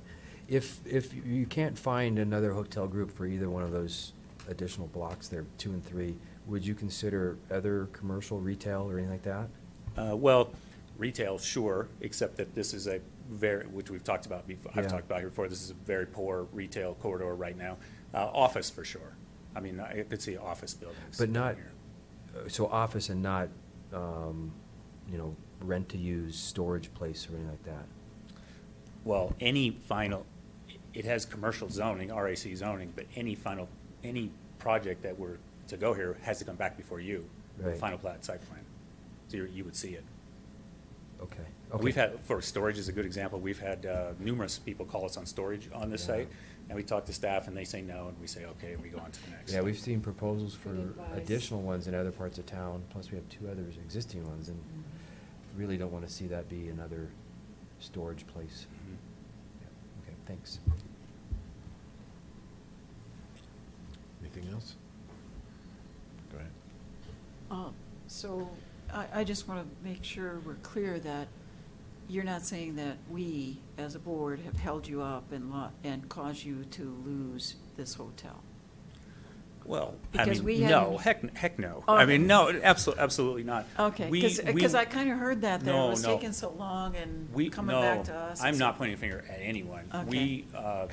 The town said to us, I really pride myself on working with a public-private partnership sort of approach, and it's a win-win, 1 + 1 = 3, and I really sincerely believe that. And we sat down with Matt before we came to you a year ago, so last summer, so more than a year ago, and we said, we'd love to do this kind of 50-50 sort of scenario, and we came up with staff, and we came up with this sort of idea of this 50-50, and let's try and do it together, and let's try and get a hotel to go at the same time. That was our plan and the town's plan, and we came here and presented it to you, and you nodded your heads, so, and no, nobody's held anybody up. I'm just telling you where we find ourselves. Okay, because it might have been misunderstood a little bit. I understood what you were saying, but I just want to make sure that others that are listening we're not holding you up. No, not at all. We worked really well What we want to do is together. work with, and you've been great to work with. And so our understanding from the last time that you were here was that you would be rezoning this when you brought forth some FDPs or for us to look at. So now you're asking to do this so that you can actually spend the money to get the infrastructure in and help someone visualize and buy that pad, more speedy requirement. I think it's a good way to go about it. Particularly since we already saw this concept plan and we were okay with it. And I think I counted up that there were 98 units on there So, you know, if I counted right, but, you know, you're right, it's close to 100. And I wouldn't want any more than that, so I want to, and I saw it on the plat or the rezoning document that it showed that you were saying no more than 14 units per acre. And I want to make sure that's absolute, so we don't come back and say a year from now, oh, well, now we can't sell the 100 units, we need 125 or 30 units there. So once it's on that plat or that rezoning document, then that's what you're gonna, you'll build no more than 100 units on this rezoned lot, That's correct? right, yes. Okay. And then, I was trying to figure out where the building height of 50 feet comes from. And I know Stephen mentioned something about 70, but that was for retail or commercial buildings. How high? I thought we talked about 40 feet or some other number. I don't remember us talking about 50 feet height for those residential units. And that's what I think is on the document, that those residential units can be as high as 50 feet. So can we get that verified? Well, I think that's R2A zoning is it 50? Is Bell Flatiron, so how high are their buildings? I don't know offhand how tall Bell Flatiron's buildings are. Between 30 and 40, Chris is saying. That's it? Yeah, because, you can get. But the R2A zoning, that's just so the R2A zoning basically gives you, there's certain sub-planning areas within Rock Creek Ranch, and certain areas have a 70-foot, and certain areas, I think, have a 90-foot. And this Not for one has residential. For residential, for R2A zoning, and this one's 70 feet. We don't have any This one's residential. 50, excuse me, I apologize, sorry. I'm speaking, this one's 50, and so. I don't remember that. But we haven't, I mean. Discussion in the concept plan, because 40 feet is for commercial buildings, and residential, usually regular residential, single family, are 32. So I don't know where the 50 came from. And I don't remember having that conversation on this concept plan, that you were actually contemplating, what would those townhomes look like at 50 feet? Are you really contemplating building a townhome 50 feet high? No, I mean, that's the R2A zoning. I don't want to care, I don't care Yeah. about the zoning, I want to know what you're going to build there. See? What we're contemplating here, it would be, although we're going to take this out to a number of developers and work with them, so I'm telling you what Gary thinks, but there's other people that are going to be involved for sure. What we're contemplating is probably 2 stories long here and 3 stories here. Mhm. So, 40 feet would probably do it here. We didn't have any conversation with staff about height, one way or the other, because everybody realizes that whatever gets brought back here is going to have to come back in front of you again. So that's just what was in the zoning. Right. It Well, wasn't- you guys have been really good to work with, but we've had experiences in the past that when it gets zoned, then they go, hey, we can build up to 50 feet high, when it was never contemplated that it's building. So I'm not comfortable with saying that they can build a residential unit 50 feet high on that spot. And so if we can limit that to something that's more reasonable, like 40 feet, I think that would be better, because I don't think anybody expects that a single residential unit would be up to 50 feet high. So I don't like to leave that big difference, that big space there. But what would it, Hmm? I'm just asking the question, I mean, what would it block? I mean, really, I could see if there was, It's not the block, view it's issues. It's the fact that we don't have any other ones around, there's no other residential unit that's 50 feet high. One I needed confirmed if R2A is 50. Stephen, is that what you're looking at? Yeah, it is. Okay, it is? Do we have any other building, a residential unit that's 50 feet high in Superior? The only question I would have, because I haven't studied this at all, as it hadn't come up until right now, is how is that done? Sometimes, how is that done in Superior? And Stephen or Martin may know the answer exactly, but sometimes the height limit is a plane and it's defined as historic grades of 4 corners. So we're contemplating on this site that like some of the grading may be done so that these units are higher, somewhat higher by grade than these units, so that they could have views over these units. Like maybe these were 3-story units and these were 2-story, so that you might have some roof decks or some balconies here that had views over top of these. So you might get in, you know, if we said, oh yeah, make it 40 because nobody's going to do 50-foot units, we Mhm. might run into some plane issues depending on how heights are calculated pursuant to your code. Right. In Spirit, Well, which I usually don't it's from- know. It's usually from the natural elevation, but if you excavate that and add 10 feet to these ones to the south Right, here, right. then you all of a sudden you've raised the That's what I'm natural elevation and wondering. you're already 10 feet higher. That's So, what I'm you know, wondering. you could do a 40-foot one, which would be 50 feet above the ones that are below, if, you know, they're from their elevation. But the height of the actual building sticking out of the ground is 50 feet. It's not going to be then- 50 feet, I promise you that. Okay. That's a lot of I like stairs. those promises to be documented. That's all I'm saying, is that I like promises to be documented, rather than having a 50-foot high, single residential unit someplace. And then the 40% open space, are you including every, like the space between the buildings and everything in that calculation? I believe so, Okay. Chris, yeah. Because that's not generally how open space is calculated, but I don't have a big problem necessarily with that, because, you know, Bell Flatirons is so dense, and there's really no, you know, other than the Autry Reservoir for open space. But generally, you don't count the green space between the buildings for open space calculation. So that's why it's so high. I couldn't figure out how it could be so high. And then, where's the interior lot line setback of 0 feet? Where is that? Where would that be? Because it says that there's the 0 setback for the interior lot line, but I don't know where, could you point out where that might be? So right now, they're not proposing any interior lots, but if they were to come back and subdivide this all for individual parcels, they could have these be adjoining, and there's a lot separating if they wanted to have them be individual. So that's what that is. There's no other internal Oh, lot line. between lots? All we John? have is, It says 0 setback between lots? if we were to subdivide it again, but right now, this is just one lot, so it Okay. doesn't really apply. So I couldn't figure out where that 0 setback on the interior lot line. So on Oh, it's zero- for between, you're saying? 0 setback, do you have two, you don't have a common wall, you have two walls? How does that work? It's a common wall. It'd be a common wall, On a zero with a party wall setback? agreement with 0 setback. So they're joining. A typical townhome where the walls, you share a common wall. Right. Okay. That's the 0 lot setback, which is contemplated in the future Okay, all right. for townhomes. I mean, that's what we're showing here, townhomes. Okay. My only main concern is I don't agree with the 50-foot height. Thank you. Okay, yes. I'm glad for the explanation because I was concerned about a lot of the same things that have been expressed here.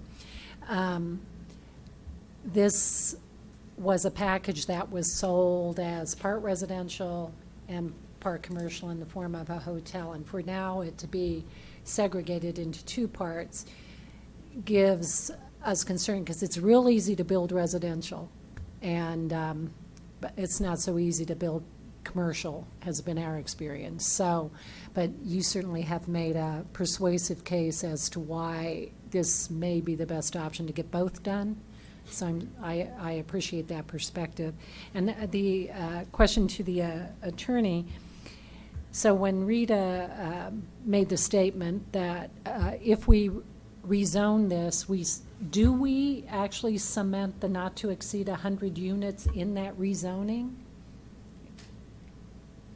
Well, yes, I mean, you're cementing that zoning into this parcel. Does that make sense? But that zoning allows for 18 units per acre. It's added to it at 14. He's Okay. changing it, though. It's We- changed. yeah. It's 14 changed to under. 14. Yeah, the question is, can we zone it in there? Can we have the language in there, or do we have the language in there that we accept 14? I can answer the second part of your question, and I'll let Kendra clarify whether or not, I assume it's valid, but we have clarified through this review both the 40% exception as being an exception and the 14 units versus 18 units Okay. as being an exception. In to the agreement? In the actual PD, the Okay. PD amendment plan. We can't see it all that well, but I can pull it up. It's a little pixelated at this size, but there are two asterisks basically saying what they're asking for, and I I made them highlight with the not just say that they're asking for 14 units, but say that that's different than what R2A would normally allow. Same thing for the 40 versus the 45. Okay. So, Yeah, and then so Kinder that- can say whether or not that's, That- that's, That's okay fine, as long as practice. it's in the plan that you're approving, not if Okay. it's being approved. Okay.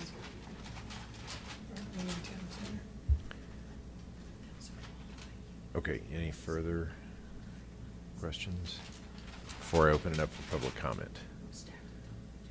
No. Okay. Anyone in the public wish to make any comments? Okay, seeing none. Anything further before I close the public hearing? Any further questions before I close the public hearing? Well, I have a question. That's the existing.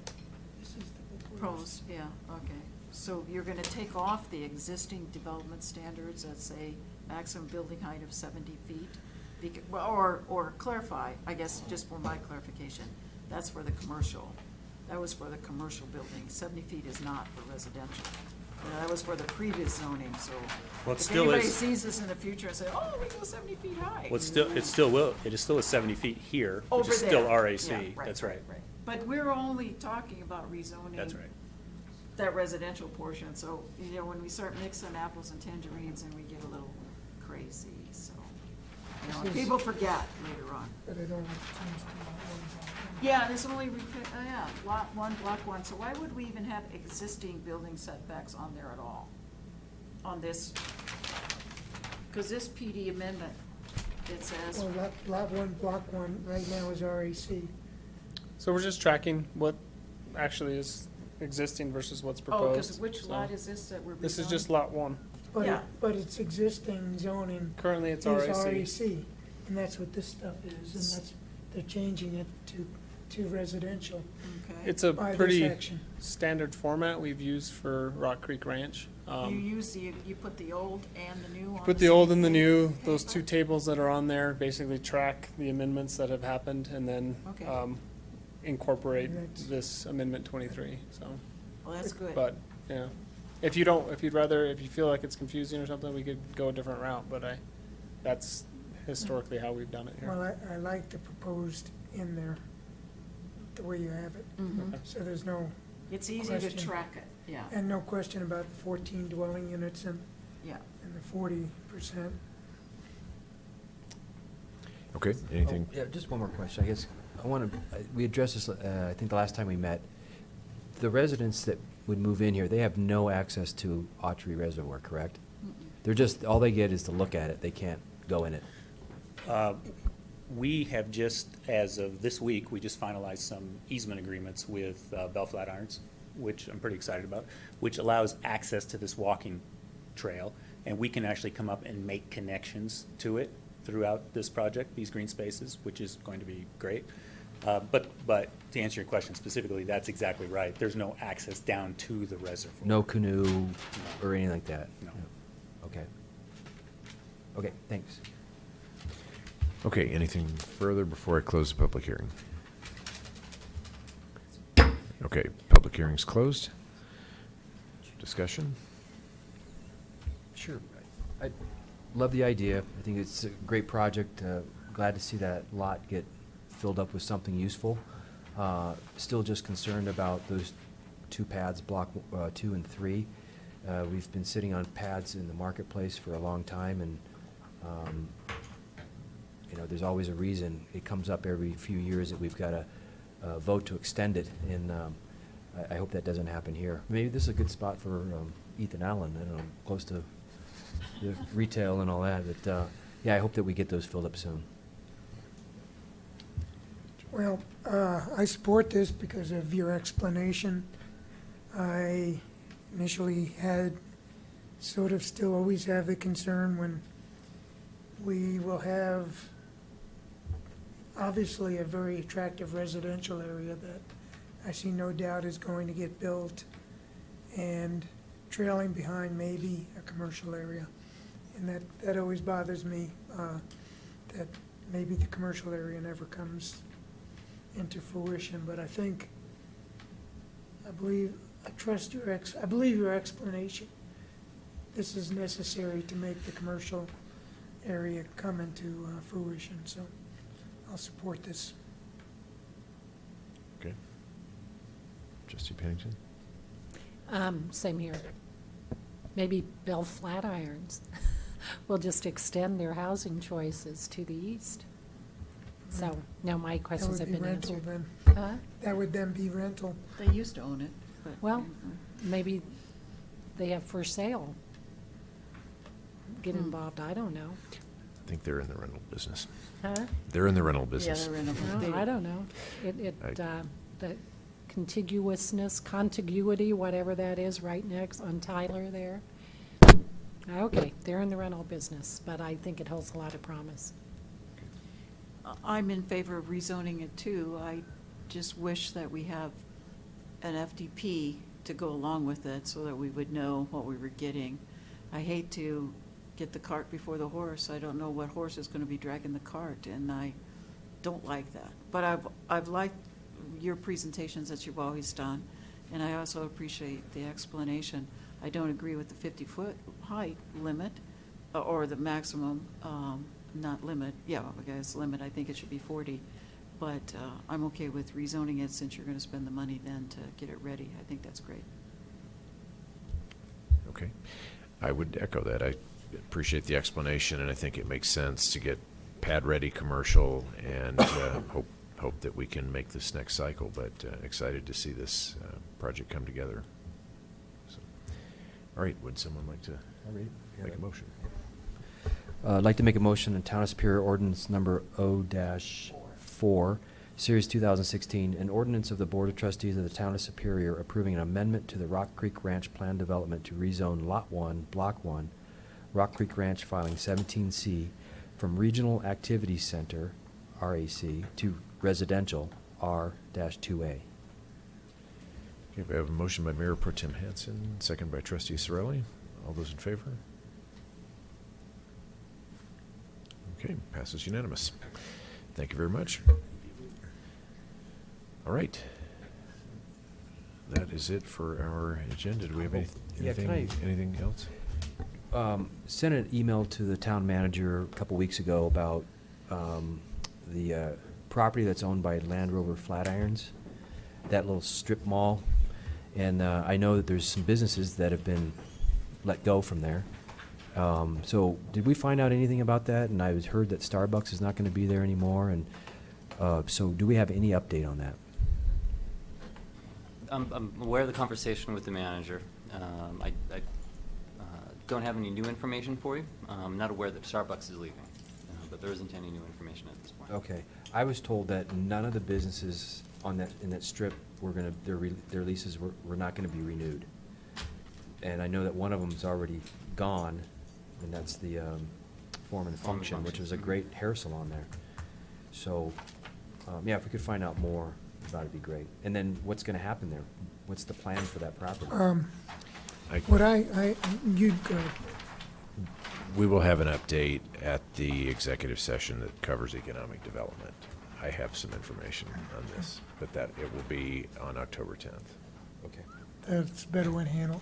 Yep. Thank you. Okay, nothing further? Okay, we're adjourned. Thank you, Mayor Grumpy.